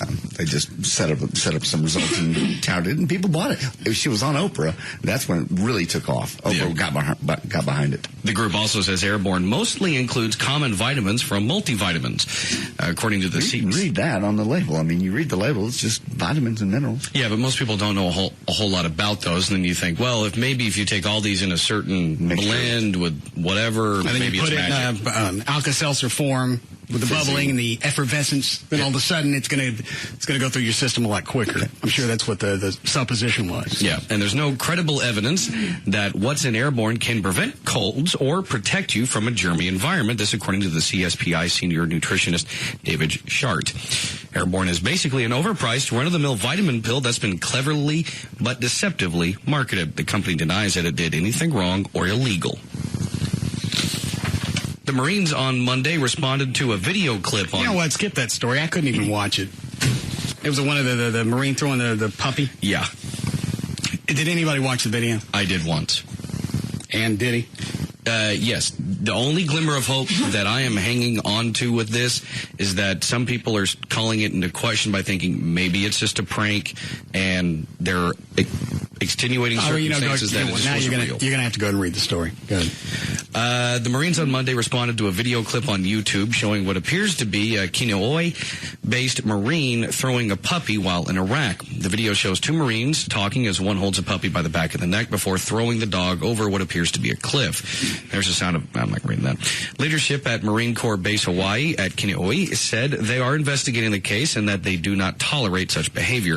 Officials said they believe the Marine in the video is a Lance Corporal who returned to Hawaii in October from Iraq. Thousands of people viewed the clip that lasted about 17 seconds. Many left messages on YouTube saying they were outraged by what they saw. Others said they believed the clip was staged and not real. The Marine said while they look into what happened, they want to determine whether the video clip is indeed authentic. And the purpose for staging it would be what? Especially if you're in a military uniform. Yeah, you look bad no matter what you do. No, well, the purpose of videoing it and putting it up on YouTube would be what? And that right there is why some people are thinking, well, why would you videotape that, especially in uniform, so it's got to be some sort of prank or a hoax. And also... Well, there's no way to prove that either way unless you come up with that dog. And that's the other part of it. I mean, that's the reason I didn't look at the video. I didn't read the story because I saw the part about it possibly being a prank and went, I'll just leave it at that. I don't care. And that's kind of what I've done. It's like, it's possible it's not, but to me it is. Okay. And when I watched the video, I didn't watch it with the sound. I didn't want to do that. Okay, go ahead. Federal Reserve Chairman Ben Bernanke called Tuesday for additional action to prevent more distressed homeowners from falling into foreclosure. Even with some relief efforts underway by industry and government, foreclosures and late payments on home mortgages are likely to rise for a while longer, he warned. Rising foreclosures threaten to worsen the problems in the housing market and for the national economy, which many fear is on the verge of a recession or in one already. One of the suggestions Bernanke made was for mortgage and other financial companies to reduce the amount of the loan to provide relief to a struggling owner.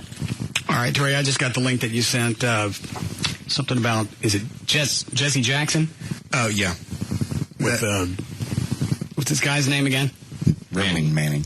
Somebody write it down so every time I ask somebody will be able to say it. What's his name? Pastor James David Manning. All right. Why didn't he like Jesse Jackson? Actually, you know what? After I sent that and I watched more of the clip, it's kind of iffy if he likes him or not, and I can't figure it out. But basically, he starts off, he goes... Do I want to listen to this or not? Yeah. Okay. I've got a statement I'm going to make shortly. And this statement is this. It's respect to the presidential election with Obama. So he gets a slam for Obama in here right before he goes off to Jesse? Uh-huh. Yeah. Barack Obama and the other political candidates vying for the president of the United States of America. And all of these repentant, if you will, white folk who have found themselves a good Negro. They have found themselves a good Negro, and so they're going to vote for him. Now, that's the kind of Negro. Jesse Jackson, look over there at here's what all those middle America white folk are saying. Here's what they're saying. All those liberal, bleeding heart white folk. Fantasize for a moment if any of that had to come out of Imus's mouth. Oh, my Lord. Yeah, they killed him. Just because this guy is black, that seems to be a protective coating for anything that he wants to say about anybody in the black community. We've said that, we've said that before. They can get away with anything. Oh, here's what they're saying. Jesse Jackson, look over there. Now, if you'll be a good boy like Barack, and don't talk bad to us, don't smart mouth us, and don't talk about us, don't say nothing about us, we'll vote for you too. See, Barack's a good Negro. He doesn't say anything mean to us. Look how nice he is. He smiles nice. He greets us nice. He even kisses our baby. Sharpton, now if you be like Sharpton, if you'll be like Barack, we'll vote for you too.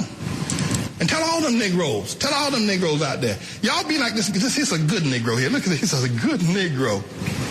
Barack, he is a Obama.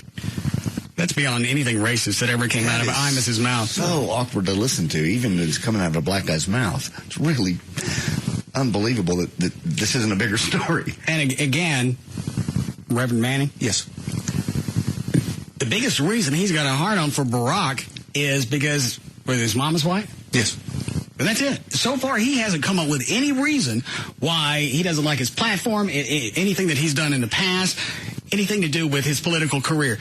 Never mentioned any of that. It's just the fact that he got a white mama, and he likes to advertise his campaign on big She called him white trash. Yeah. Who you gonna vote for? Well, a white woman? Yeah. And then he calls Obama white trash. It's almost like he just doesn't like wealthy, successful black men because he's off on Creflo Dollar. The only thing you got with Creflo is he's successful and he's got money. Well, Jesse Jackson is successful, so is Sharp, and then it sounds like he sided with them on this. True. Anything to get against the Obama. It does go on to tell you what you should look for in your black leadership. Or he's telling his congregation. All right. How far do I need to go in? Probably another 10 seconds, I believe. How we doing, Club? Robert, a minute. We're like, we feel so comfortable around it. I let my daughter go out with him because he's a good Negro. Now tell all the other Negroes in the ghetto, shut up. If they'll just be like Barack, and we're like all of y'all. But you got to be like Barack. You can't be like Justin Sharp and these other and Manning. You got to be a good Negro. See how good he is? He's a nice Negro. Isn't he charismatic? Oh, isn't he so nice? That's a good Negro, Barack Obama. You know, this is pissing me off. Originally, this started off as funny because he called Obama a pimp daddy. Yeah. He's marking himself on great big breasts. And you don't start your campaign like that, putting your name on big breasts. Beginning, that's funny. Now it's pissing me off. As it continues, it's lost its novelty. Be like him. And we'll vote for you too. And we're going to try to make him president because we want to set an example. All right. Then give me the definition of a bad black person, just so I see where you're coming from on this. What is exactly Barack's problem why he should not be the president? I'm going to guess only because he's partially white. That's the only thing. He's the biggest racist in the world. Yeah. That's the only thing that I can glean from this, unless I'm missing something. I've searched the internet trying to figure out why he's got a hard-on for Barack, and so far I haven't really found anything of substance. That's the only thing he's come up with. What? That his mom was white. I said mixed skin. Yeah. We need a break here? All right, we'll be back.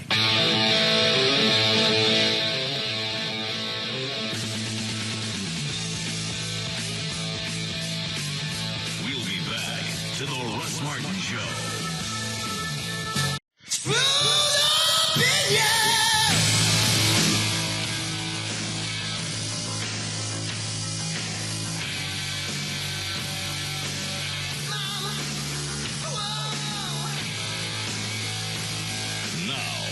Back to the Russ Martin Show.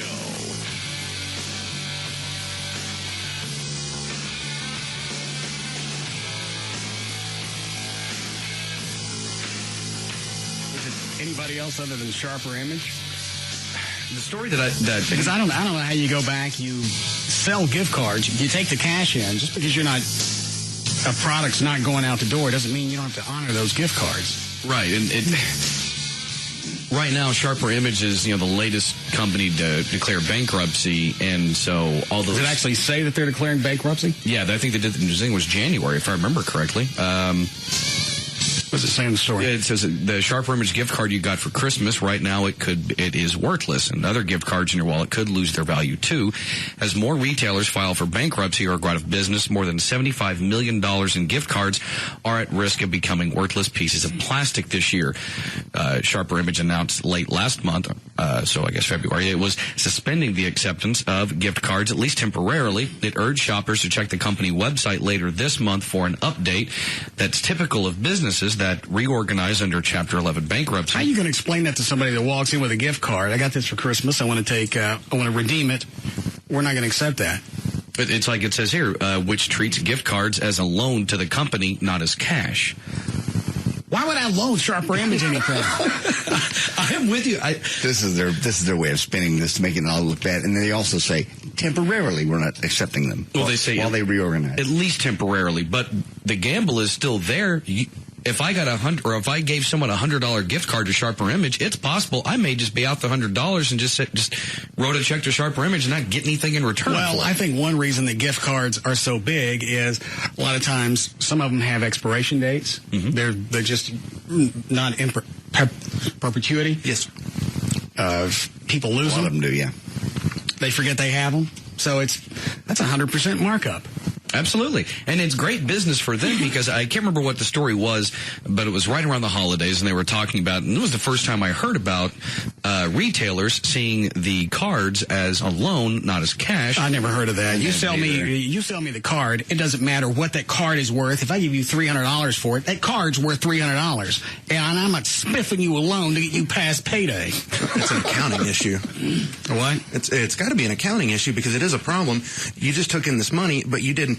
No product left. You sold that card. Count that card as part of the inventory. But if a year later, it screws up your books because you're on a different fiscal year. I don't care what it is with your books that's going to screw up. I give you $300 for a card. I send somebody in there to use it. I expect them to get the $300. That's why a lot of them now, I think almost all gift cards expire because, like they said, it's a loan on their book because they haven't had any inventory leave, but they've taken in the money. So they can't have that, what happens 2 years from now if you come in, well, that screws up their books. I don't care if it screws up your books or not. For a while, you showed that you had a nice little surplus. You didn't have any product go out. You just had some little piece of plastic go out. Now you got to pay for it. And if it was really that big of an accounting problem, then don't do the gift cards. Yeah, stop selling them. That's why they just Except for the fact that, again, it's a boon. Oh, if people forget they have them, they expire or whatever, you got the cash come in, nothing went out. And that's why all these retailers love gift cards because they go in because not everyone is going to use them. They come out ahead one way or another. Plus, with some of the gift cards, not everybody's going to give you $400 or $500. They may give you $50. Yeah. So I end up at the store. I spend the $50, which the store's already gotten. And then I may buy another $50, $75, so they made more money off of me. Right, and maybe, especially like a place like a Sharper Image, something you think is really cool that you want, it's $100, but there's no downside as far as the gift cards for the stores. Right. That's why I don't give them. Either I'm going to give somebody cash or I'm going to re-gift. Right. And that actually, I think also now, especially like Trey said, since so many retailers are putting the expiration dates, so many people now are doing the credit card company gift cards like Visa, American Express. And those don't expire. I think some do. You have to check, but the ones that I've gotten Visa ones for nieces before, and they didn't expire, and I checked just to make sure. All right. Well, that would make more sense. All right, go ahead. Okay. Oh, I had a question for you. Do you think you work harder than your boss, if you have one? David Henry or Gavin? Gavin, no. David Henry, yes. Why do you say that? I know I've asked this before, but what does he do other than tan? I'm sure Gavin could tell you what his daily duties are. Gavin, what does David Henry do? Doing something. Well, in the morning he goes to tan. Okay. I'm not so sure after that. See? Oh, wow. Gavin, what is he on paper, what is he supposed to do? David's the general manager. He's also the director of sales for the 6-station cluster. He does a really good job with sales. What does he do? He rallies the troops. It goes on sales calls. You still sound kind of vague. No, he does a lot of paperwork. I mean, I don't have I think when you get to that point, you're basically you kind of oversee the operation. You don't really have specific day-to-day duties. Okay. So, yeah, as far as Gavin, no, I don't work harder than Gavin. David Henry? Yeah. That's a very nice compliment. Why you ask? I asked because Monster.com did a poll to find out how many people they think work harder than their company's, say, CEO or president. And of the just over 5,000 people they surveyed, 77% of people think they work harder than the person who runs their company. Well, the problem with that is, it's like with Gavin, he doesn't really know what David Henry does. And it's easy to bag on him because David Henry really doesn't do anything, but he might. Sure as far as on paperwork, we don't know that. No. As far as on paperwork, I'm sure that he's supposed to do a lot.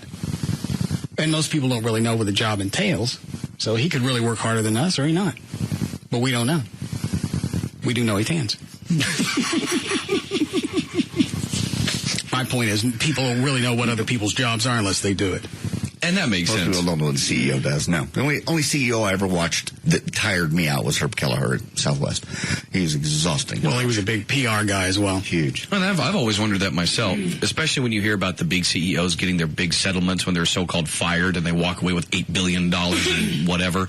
It makes you wonder, okay, what do you do other than sit at that, conference room? They control the cash flow, and that's why the bonuses go with them when they leave. I guess but it's like you said, it makes you wonder, what would it be like to do that job for the one day to really see what they do? Well, when you get to a certain point, you may not do a lot, but you had to do a lot of crap to get there. So you could tan. Now's your time to shine. Well, Tony Romo has swung back at rumors that he's engaged to Jessica Simpson.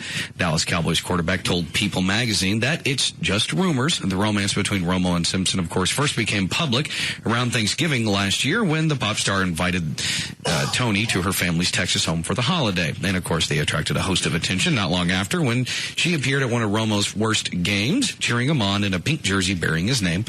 And in related news, Romo said Simpson's upcoming album of country music is coming along nicely.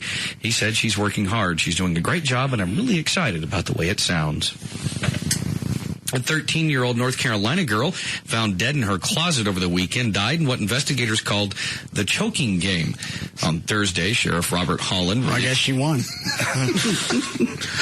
How do kids get off onto that? I don't know. They said, what they think is going to get them high. You think that right before... I don't think this is the autoerotic asphyxiation. No. This is just a game. Right, but it's like JD said, for whatever reason, they want to do it because they get this really brief high from the passing out. It's not a sexual thing. Well, how do they consider it a game? And really, there's only one way to win. Yeah. And what does the story say? Well, on Thursday, Sheriff Robert Holland released a statement saying, because of the seriousness of the issue, we're releasing this information to the public and will do so in honor of Sarah Beck. We pray that presenting the facts publicly may prevent another family from dealing with this tragedy. The medical examiner determined that Beck was asphyxiated due to accidental hanging. Investigators said that over the past couple of weeks, Beck had discussed participating in the so-called choking game. According to the CDC, the choking game is used by children and adolescents in an attempt to get a brief high. They either choke each other or use a noose to choke themselves. After just a short time, children can pass out, which may lead to serious injury or even death from hanging or strangulation. The choking game is also called by names such as the pass-out game, space monkey, I should have saved that one for last. Suffocation roulette, scarf game, blackout game, and many others, again, including Space Monkey. According to the CDC, since 95, at least 82 children and adolescents have died as a result from playing the choking game. I'm still missing how you win. I guess the only thing in reality would be you do it. You don't pass out and die, obviously. You wake up and you're in that sort of high for that brief period of time, and then that's your reward. So it's not really a game. It's not a game you play against someone. No. It's something in place of a drug. Yes, exactly. But for whatever reason, they've tacked a game onto the end of it, hence the confusion. And they think they can do it themselves, and then they end up strangling and passing out. Well, you've got kids that are 13, 14. You're still in that bulletproof phase, and you think, how's this going to play out? I'm not going to die. No, Billy did it, and he's fine. You just wake up, and you don't. In this case, anybody that would strangle themselves in a closet by themselves is insane. Well, it's just a shame. Go ahead, Dan. Okay. Well, Omaha will get a chance to apply for Homeland Security grants after the state's junior senator raised some questions. U.S. Senator Ben Nelson said he wanted... Omaha, Nebraska? Yes, that one. He wants to know why Omaha was no longer eligible for Homeland Security grant money. The Nebraska Democrat said the department... What's in Omaha, Nebraska to bomb? College World Series? That's about it, actually. Marlon Perkins? Is that the right one? That was Mutual of Omaha. Oh. All right. Oh, wow. Department of Homeland Security ignored federal law, this according to Senator Nelson, when it cut Omaha from the list of eligible municipalities this year. In 2005, Omaha received more than $5 million in grant money and more than $8 million in 2006. The money was spent on things such as an armored vehicle used for hostage rescues, emergency communications equipment, and disaster drills and training.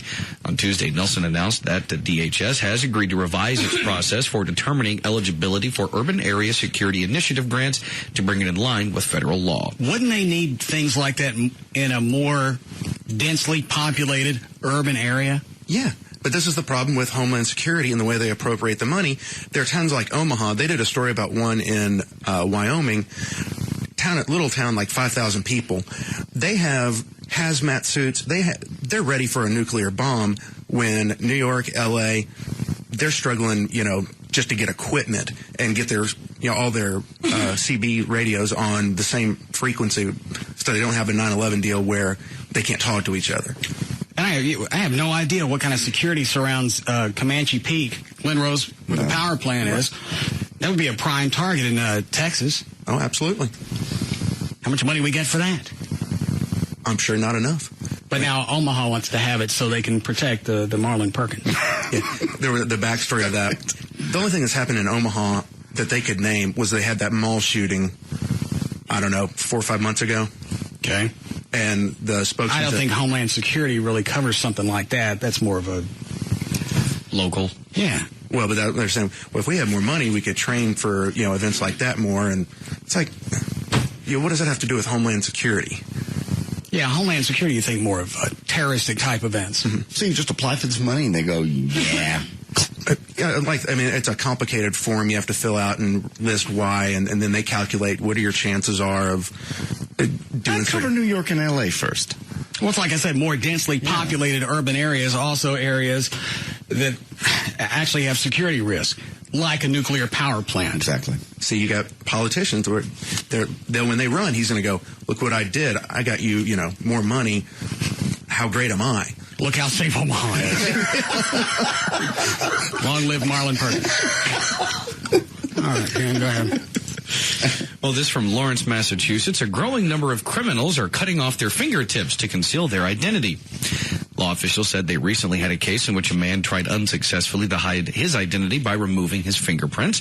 In this particular case, an individual came in and all 10 of his fingers had been stitched up at the point where the fingerprints would be. Gloves! Get some goddamn gloves! I think when you take you to the police station, they ask you to take those off. I know, but if you're going to go out and you're going to commit crimes, get you some goddamn gloves. They're still going to fingerprint you, and that's what these people do. But if you wear gloves, you don't get caught, and then they don't have your fingerprints. Get you some goddamn gloves. The crude surgery, obviously, it wasn't done in this country. It couldn't be done legally, all this according to Lawrence Police Chief John Romero. The man told police that his name was Edgardo Tirado, but his hands made police suspicious. A Lawrence detective recognized the man as Gerald Perez. Police said he likely was trying to conceal his criminal record. Now, did he cut his fingers off or just slice off his finger? He tried to slice off the fingertips. The fingers were there. But he just tried to slice off the prints. There's a little close-up photo of his fingers. Each finger has stitches going right up and down where the fingerprint was. They said they still had enough, though, to determine who he was. Well, obviously, if they got his name in this story. All right. What are you laughing at, huh? Just the fact that he went through all that trouble and that pains me, and then he still gets caught. What a bitch. That's a nice try. You just didn't quite scrape off enough of it. They actually said the legendary... It's like losing on the star game at the state fair. Sorry, didn't shoot out quite enough of the fingerprint. You lose. They actually say the legendary Chicago bank robber John Dillinger was also said to have tried to burn off his fingertips. I was going to say they've tried that with acid before. Yeah, but the FBI said it was still able to match what was left of the prints. Okay. Well, Malaysian authorities said Monday they hope 2 specially trained dogs will help police sniff out pirated DVDs and clean up the country's reputation as an abuser of intellectual property rights. 2 male Labradors from Northern Ireland, named Paddy and Manny, and trained to smell chemicals used in DVD production, will become the world's first permanent canine national anti-piracy unit when they go into action next month. Now, the dogs can't distinguish between real and pirated DVDs. What they do is point officers to hidden caches of discs. They decided to establish the DVD sniffing squad after a visit last year by a similar team from the U.S. Motion Picture Association. Those dogs helped authorities unearth 1.6 million pirated DVDs and other optical discs and equipment worth $6 million in just 6 months. The Colorado Rockies and a man who contends he was discriminated against because he was denied a voucher to a free ladies' night game must go through state-ordered mediation. The Colorado Civil Rights Division issued a probate cause finding in a sex discrimination claim filed by Stephen Horner. This guy's eating up court time because he doesn't like ladies' night. Yes. Yeah. Or anything else that's targeted towards any particular sex. Right. His complaint was filed after he attended a Rockies game, and women were handed a voucher to attend a future game for free. He said he asked for one, but was told he couldn't have one because he's a man. The Rockies, who can appeal, have said it was their intent to offer the vouchers to anyone who asked for them. Horner, a self-described anti-feminist, in January declared an end to ladies' nights after winning a similar ruling involving such promotions at nightclubs. A complaint by Horner lodged against a bar at the Mall of America in Minneapolis in 92 led to a statewide ban of ladies' night promotions. It really, you wonder what the catalyst is with these guys. Nothing. Well, it's like some guys that try to apply at Hooters. Yeah. They want to be a waitress. They can't get in, and then they decide, all right, I'm going to turn this into a federal lawsuit. Why? What are you going to accomplish here? No one's on your side, first of all. No. It's ladies' nights of promotion to bring guys into bars. Well, actually, in this state, what was it? Minneapolis. And the current one's Colorado. They got rid of the ladies' nights. It's stupid. But I know, as you said, they've spent time and energy and lawyers' fees and everything else to get rid of the ladies' nights. And this guy obviously doesn't stop with just one state. He goes from state to state to state, eating up court time. Again, we got everything else is handled. That just amazes me. You have nothing else going on in your life. Well, it's obviously the one thing that really ticks him off, and he wants to change it across the country. He's an anti-feminist, and that's his title and goal in life. God. Yeah. Ladies' night. I bet he likes to get laid. That was the other thing that I thought about when I heard the story. Well, this doesn't benefit me. It's ladies' night. Yeah, it does. It brings a lot of chicks in, and you got a better chance of getting laid. That's exactly what ladies' night is. You got a better chance of seeing some great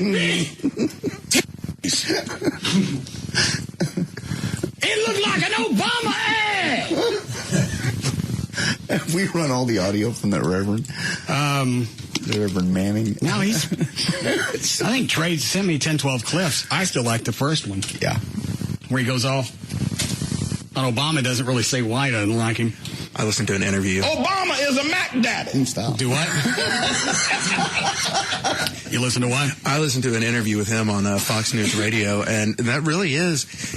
His issue seems to be that Obama is not fully black, but yet he is being hailed and representing himself as a black man. And that's his big deal, is he doesn't like the fact that Obama is half black, but yet he's speaking... How does that affect what kind of job Barack will do? I don't think he cares about the politics. He just...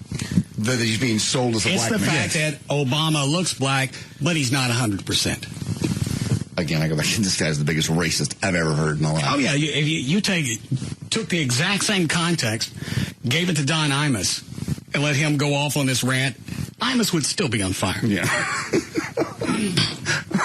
Obama is a Mac Daddy. Obama pimps white women and black women. He got started. You didn't notice him till he brought out those big-chested white women with their tight T-shirts and their short pants. That's what a pimp does. And again, the Obama girls had nothing to do with Obama, short of his name was on it, but it's not something his campaign came up with. No, it's not an official campaign statement. Oh, come on! You don't get your campaign started with a big-chested white woman. She must be a 54D, double D. And a pair a pair of shorts on. That's what started his campaign. He put his name on 2 big 54Ds. Obama. That's where you first saw his name. That's the first place I saw it, on 2 great big old... He's a Mac daddy. He pimps white women and black women. Obama is a long-legged Mac daddy. Now, where was it? Was it near the end of this clip where he, Pastor Manning? Yes. Talks about people speaking out against him? Is this the same one? I believe it was the same clip that he talked. If you talk bad about me, speak out against me, things are going to happen to you. To make gravy, to put on the eggshells, because there'll be nothing else to eat. Yeah, let me back it up. You have those of you who have spoken against me. Here it comes. God has taken away your peace and your sanity. But others of you he will inflict with cancer. The time will come for those of you that speak against me, and you will be boiling the eggshells to make soup. That's how grievous the famine will be in your lives. And God says you're going to be scraping up pigeon droppings to make gravy. Put on. God said that. That's what happens when you speak out against me. You have babies with pigeon feet. You get cancer in your bone sack. They fall out like raisin bran.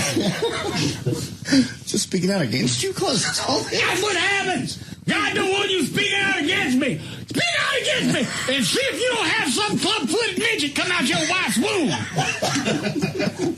Ha-ha! God. Yeah.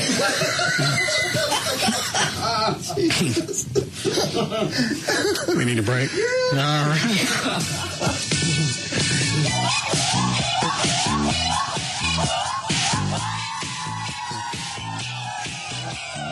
We'll be back to the Russ Martin Show.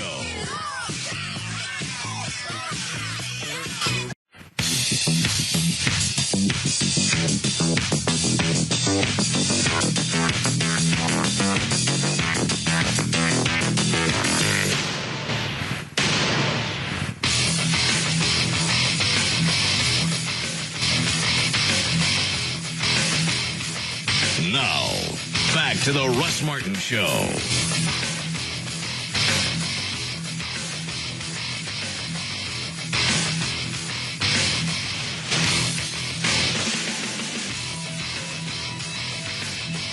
So what is this one? Is this the Thanksgiving clip?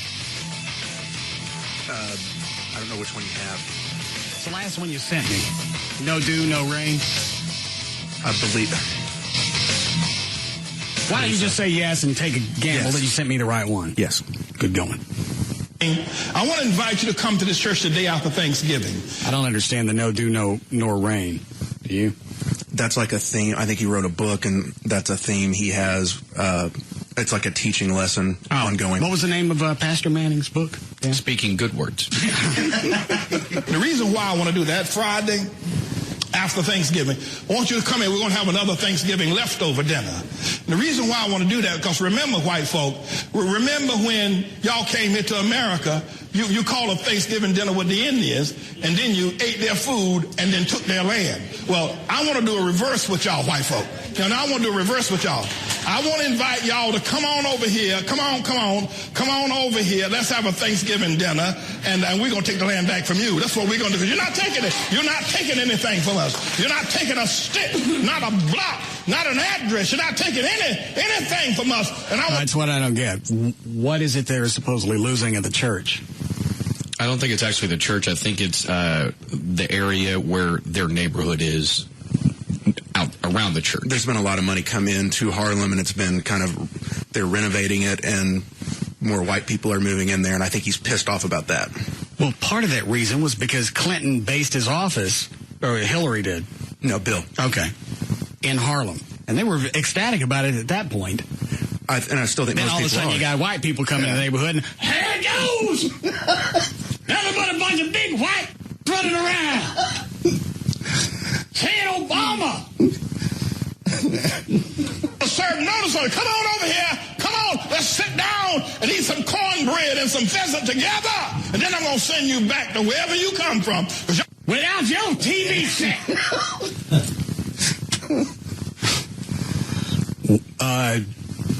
Doesn't he think Harlem might have belonged to the Indians as well? Yes, probably did, no doubt. So they took it from the Indians. I'm not taking this land from us like you did from the Indians. It's over what I say. No do, no rain. No do, no rain. No do, no rain. I still don't understand what that means. No do, no rain. I have no clue. He likes to scream it, though. And everything's targeted at the whites. Oh, absolutely. Like you said, just for a moment, imagine a white guy saying anything close to this. Yeah, you go back to the original Obama statement of. Oh, that's when he. Obama is a Mac Daddy. Do what?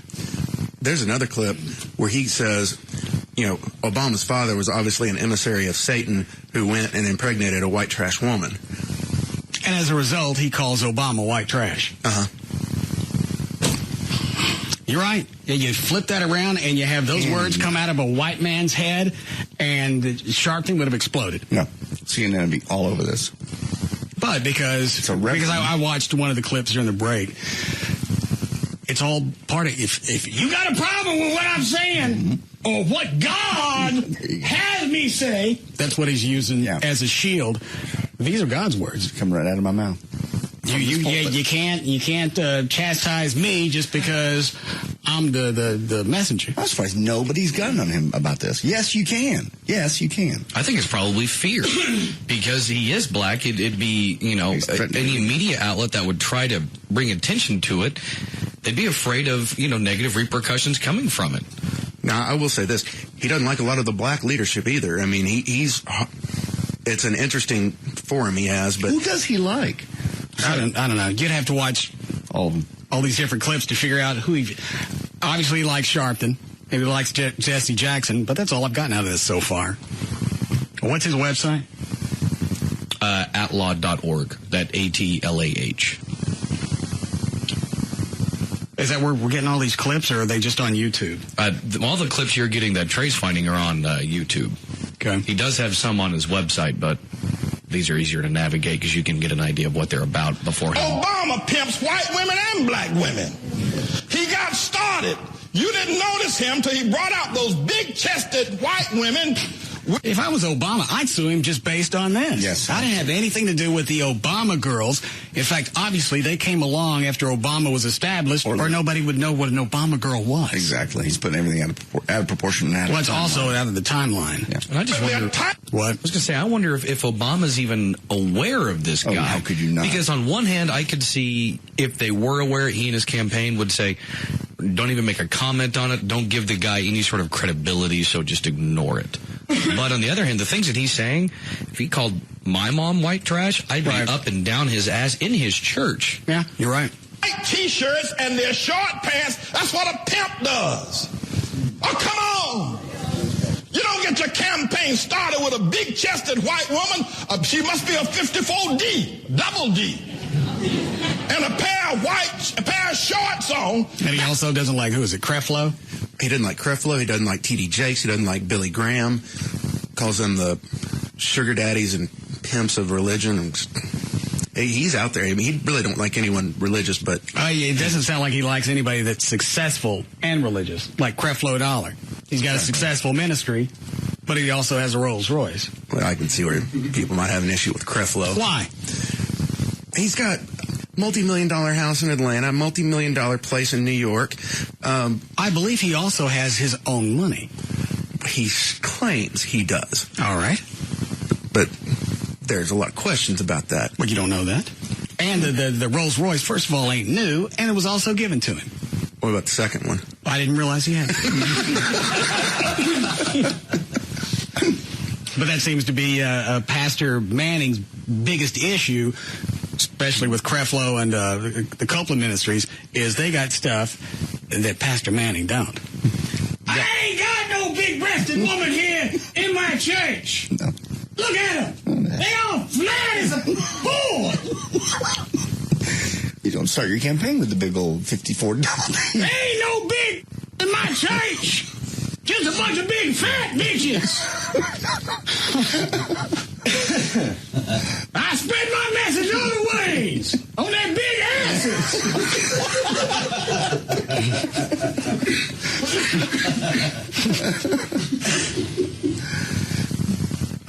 There was somebody. There was another ministry who was slamming. I can't remember who it was. Was it Graham? Did we mention that one? Yeah, I think Trey did. Tonight, go through all these different clips and see if you can piece some of these together. Okay. All right. Go ahead, Dan. Okay. And during that last break, by the way, we found out a broadcast buddy of ours is gotten in trouble. You won't know the name, but you will know the person. I'll read you the story. All right. This is from Mastic, New York. A Long Island radio personality. Where is Mastic, New York? Long Island, he just said. Okay. Long Island radio personality who went on a riff on trailer park jokes about Mastic has now apologized. WBLI FM morning co-host Randy Spears said Monday. Do you know who that is? He spent the weekend driving around and saw there actually are no trailer parks in Mastic, Shirley. Basically, somebody called in from Mastic, and he made some comment. This Randy Spears says, do your pipes freeze up there in your trailer home? And everybody got upset. Going, there's multi-million-dollar homes here. It's not. So cut number on the audio I gave you, cut number 40, is this guy apologizing on television. See if you don't recognize the voice. All right. It was not my intention to hurt an entire community. Is that Big Gay Steven? There's his picture. Wow. I didn't know he was hosting his own show anywhere. I thought he was still just a stunt boy sidekick. I knew he had gone to Long Island to work on a morning show, but I thought it was, at least at the time, as like a co-host type capacity. That's what this says. It says co-host. So he's probably stunt boy. To hurt an entire community. Over the weekend, my friend closed on a house in Mastic, and I took a ride to see his house. It's right on the beach, and I must say that the area was beautiful. Yeah, if you don't mind, what town do you live in? I live in Ronkonkoma. You know you have a trailer park on Portsmouth Road. Like I said, I'm going to be a little bit more sensitive, but, you know, we have to have fun. It's time to have fun in America. That's bad audio. The TV station couldn't get the microphone up in his puss. He had to apologize because of a trailer joke.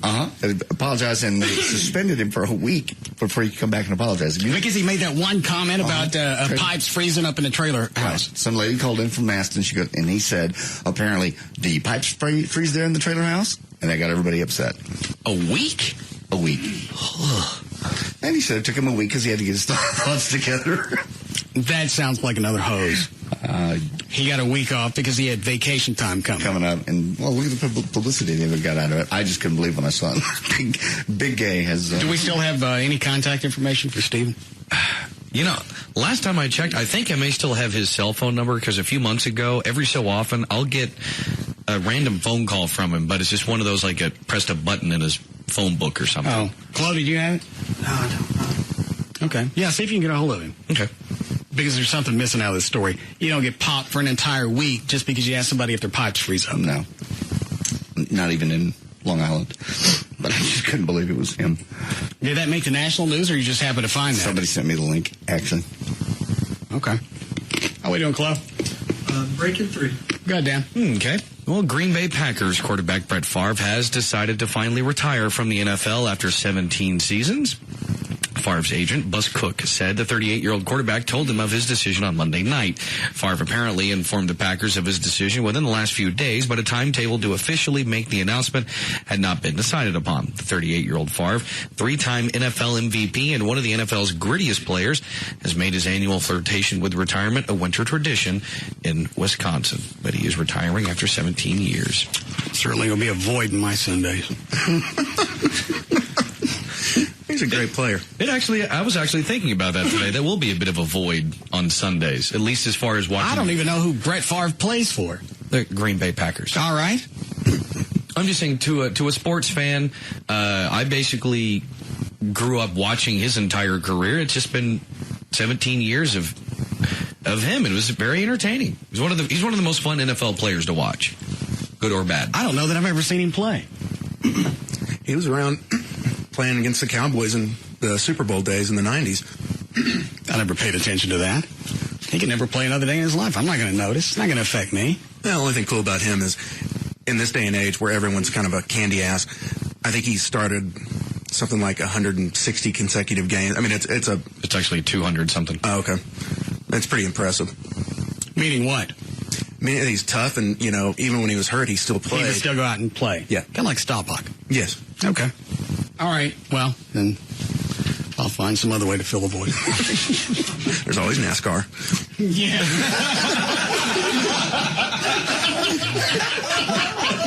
What was the big stink over the weekend of, who was it they were spinning their tires on a restart? Junior.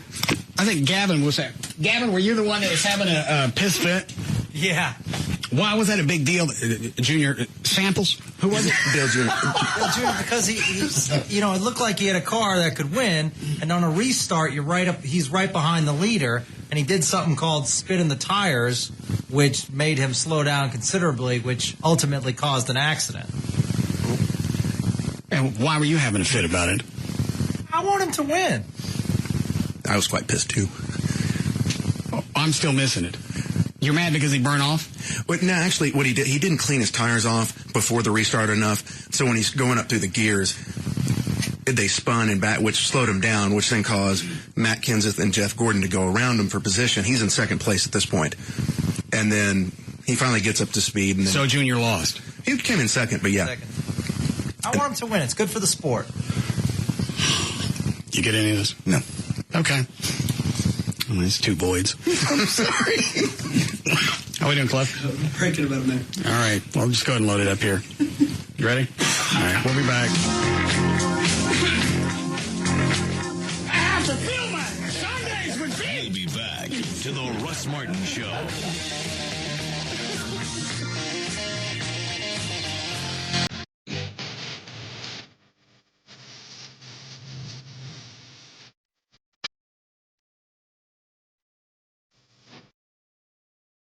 Now, back to the Russ Martin Show.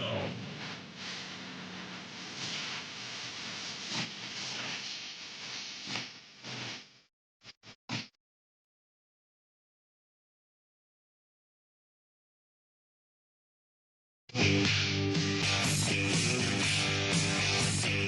really the biggest thing, the pisser with the Democratic primaries is 7 o'clock. Really, we'll get exit polling, but we're not going to get all of it until after the caucus. Which could be well into tomorrow morning. Oh, yeah.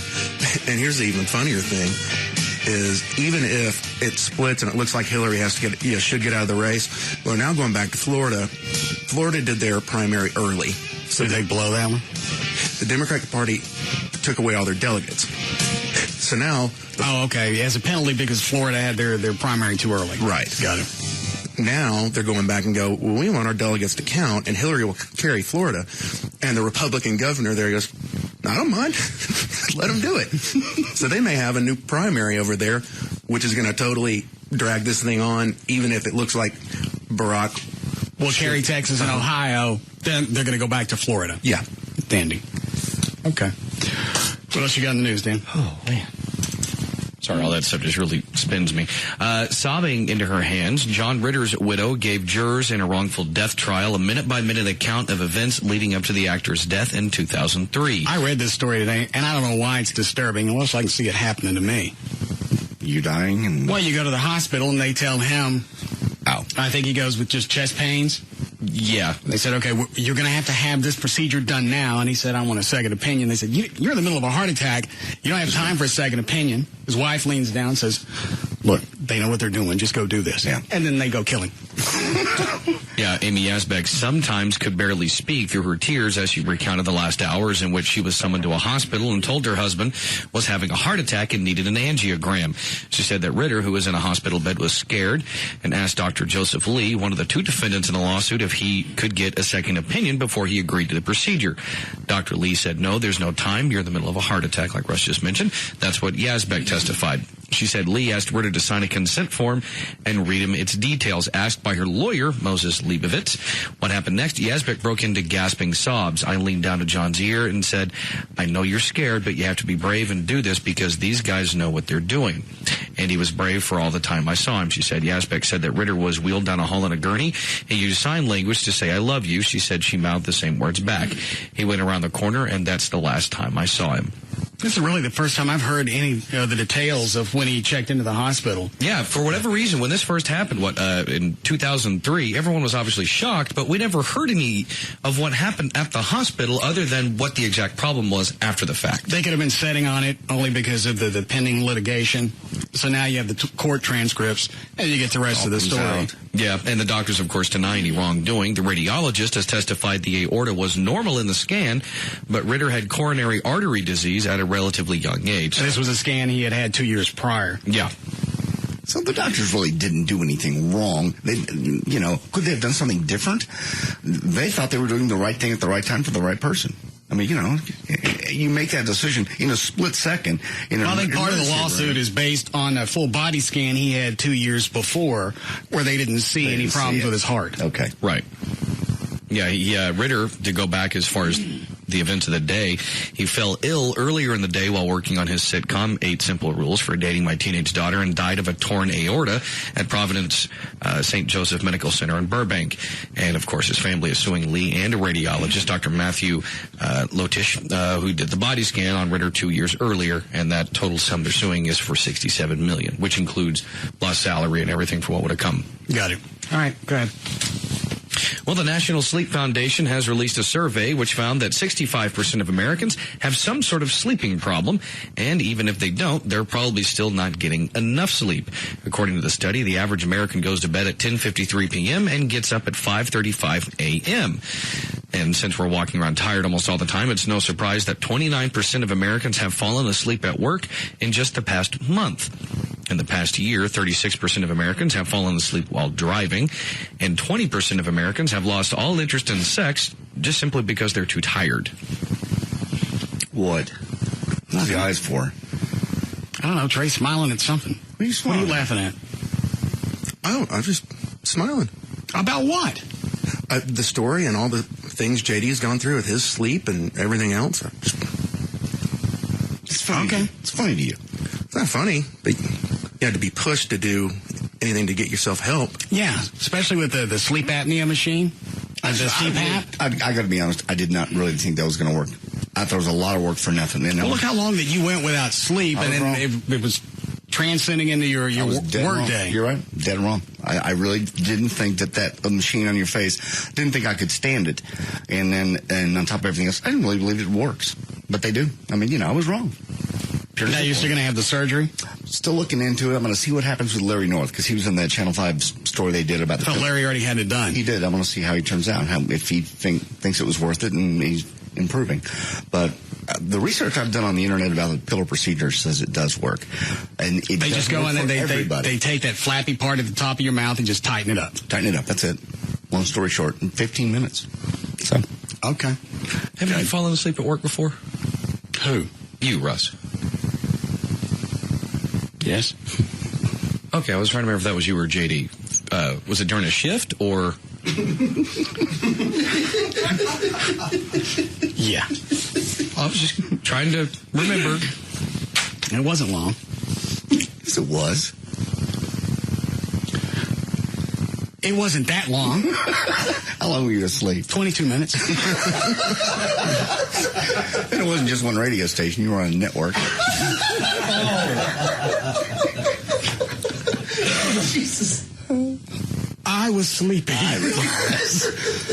What time of the day was this? I was like 4:45 in the morning. Okay. And I'd been up all day, and now it's 3.5 hours into an air shift. I look up, I went at the clock, I got to lay down just for a second. Put on the Rolling Stones. Bastards. What was this song? Angie. 4 minutes, 48 seconds. And when I'm going to lay down on the floor for 2 minutes. Then I'll get up and I'll feel better. One of the jocks from one of the other studios comes flying in. He's screaming at me, Russ! I jumped up off the floor like I just finished a circus act. What? So what are you doing? And when I dropped a log on the floor, I just had to pick it up. Why? So, well, engineering's trying to call you. You've been off the air for half an hour.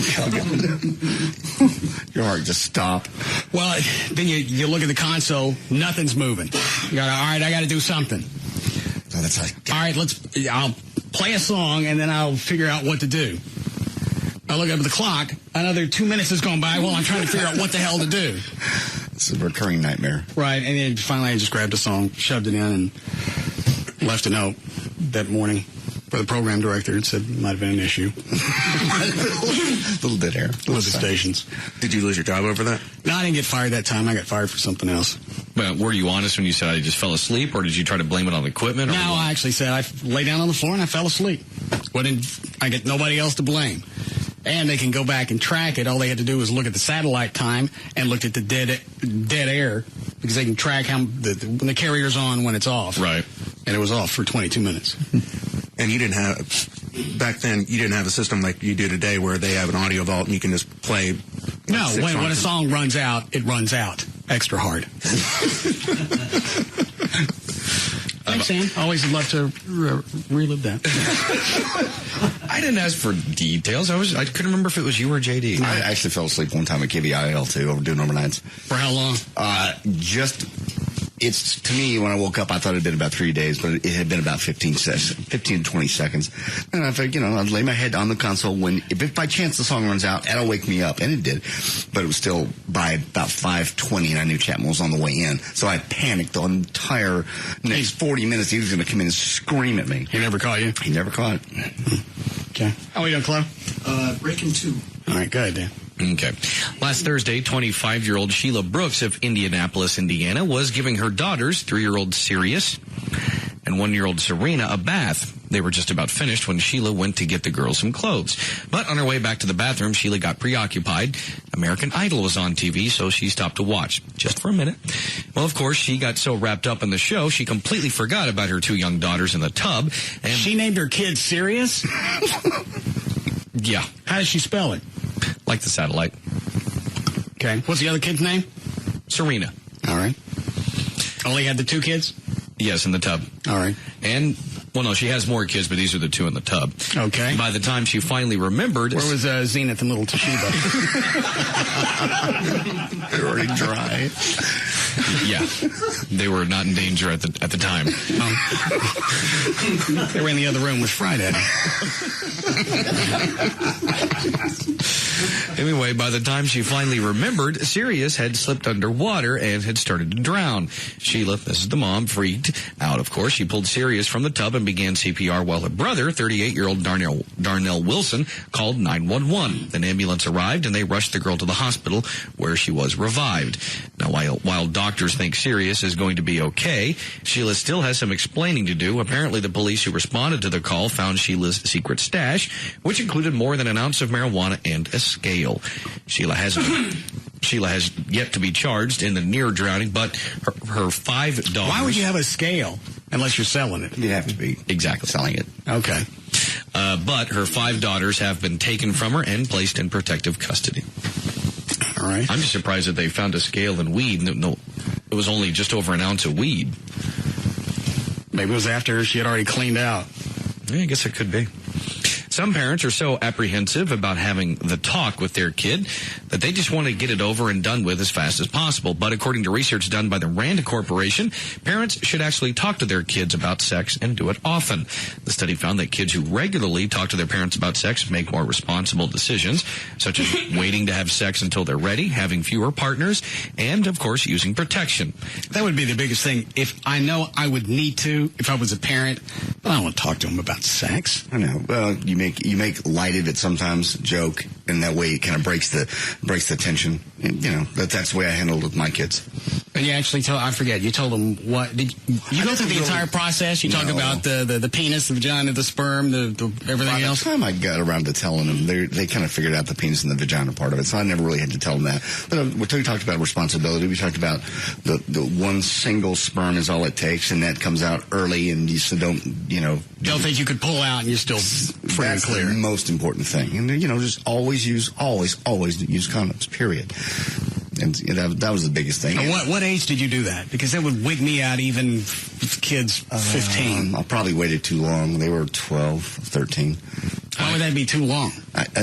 Just at this day and age, kids know so much at 9 and 10. It's just amazing. Well, you don't think they were actually doing it? No. There was they weren't active. But when I finally got around to it, they're like, "Yeah, Dad, we know. What else? Yeah. Well, do you know about condoms? Yeah, Dad, we know. Well, yeah. The ones that are ribbed for your pleasure? Well, yeah, in fact, if you want to learn how to off, here's how we do it. Jeffrey likes to kick his leg a little bit. Sure, websites. What do you want, Dad? Do we need a break here? All right.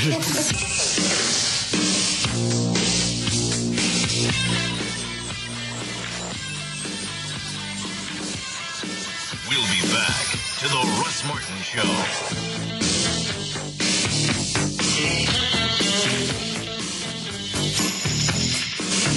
Like nothing you've ever heard before. The Russ Martin Show.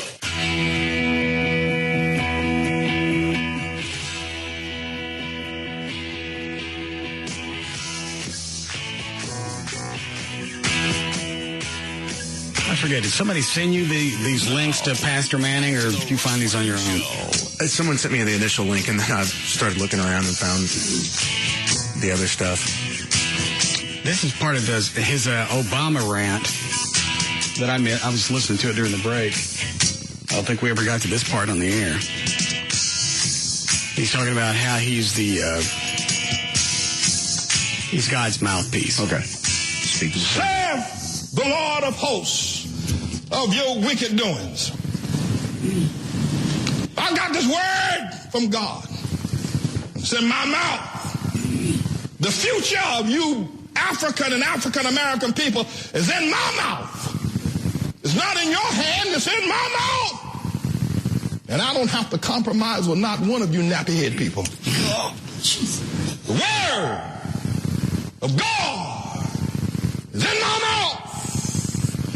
And that's the way that you get away with almost anything that you say. You just think it cannot possibly get worse. It does. Everything to do with you is in my mouth. Right now, yeah. I sure like some big in my mouth. Like the one in the Obama videos. Great big 54 double D. God. He seemed very obsessed with the breasts. Yeah, well, that's the way this whole clip started. Your health is in my mouth. Your ability to eat bread is in my mouth. If I don't speak, you don't eat. The word of God is in my mouth. There'll be a time. You have those of you who have spoken against me. Oh, here it comes. God has taken away your peace and your sanity. But others of you he will inflict with cancer. The time will come for those of you that speak against me, and you will be boiling eggshells to make soup. That's how. What does that mean? Born in eggshells? I don't know. I didn't know if that was a biblical reference that I missed. Not that I know of. You speak out against me. Well, we have. God will see that your wife gets a nasty, nasty yeast infection. Nasty, nasty, bubbly. Nasty? Nasty. Enough to make cookies for years. You're going to smell like there's a Keebler elf in your wife. So speak out against me. See what happens. And enjoy some elfin magic.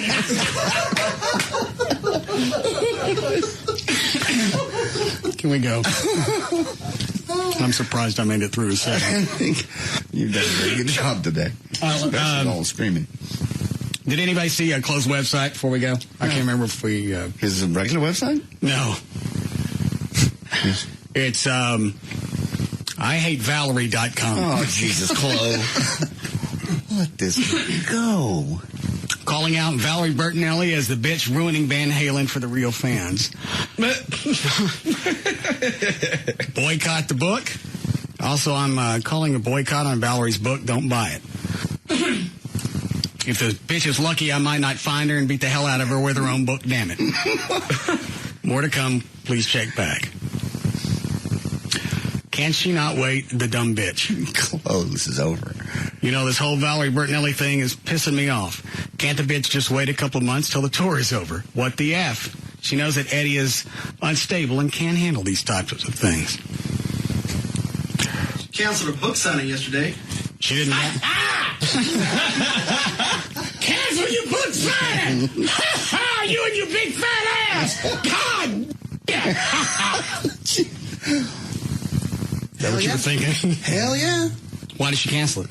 I don't have any idea. I hope it's because she got some sort of threat or something. How'd you find out it was canceled?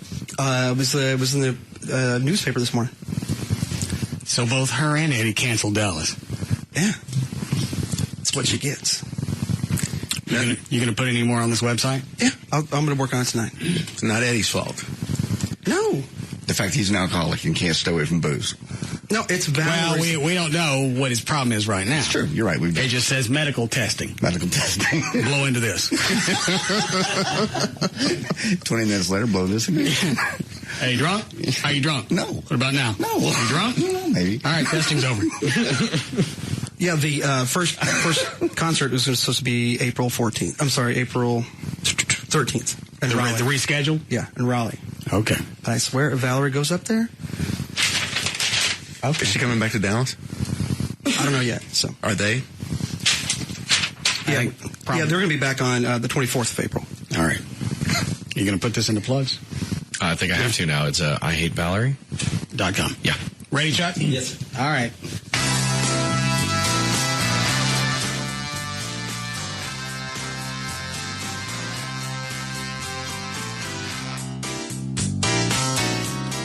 Hold on a second.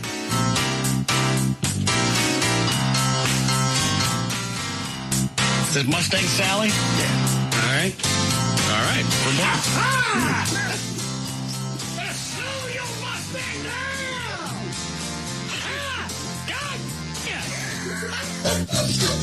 For more information about the Russ Martin Show, including pictures, videos, and so much more, go to russmartin.com. To answer any question you may have about the show, go to russmartin.info. To instant email the show and only during the show, send that to studio@russmartin.com. Other show websites, johndavidryan.com, danantasos.com, djclo.com, and for Chloe's new website, IHateValerie.com. TreyTrenholm.com and ChuckWheat.com for the man on the keyboards and the Russ Martin Show Band. The official caterer of the show is Sugar Babies Barbecue. Their website, SugarBabiesBBQ.com. Limo service is, of course, provided by Limo George. His website, LimoGeorge.com. Russ gets his guitars and band equipment from the Guitar Center. Their website, GuitarCenter.com. The official liquor store of the Russ Martin Show is Majestic Fine Wine and Spirits. Their website, MajesticLiquors.com. And the official site for Live 105.3 is Live1053.com. And happy caucusing. All right. See you guys tomorrow. See ya.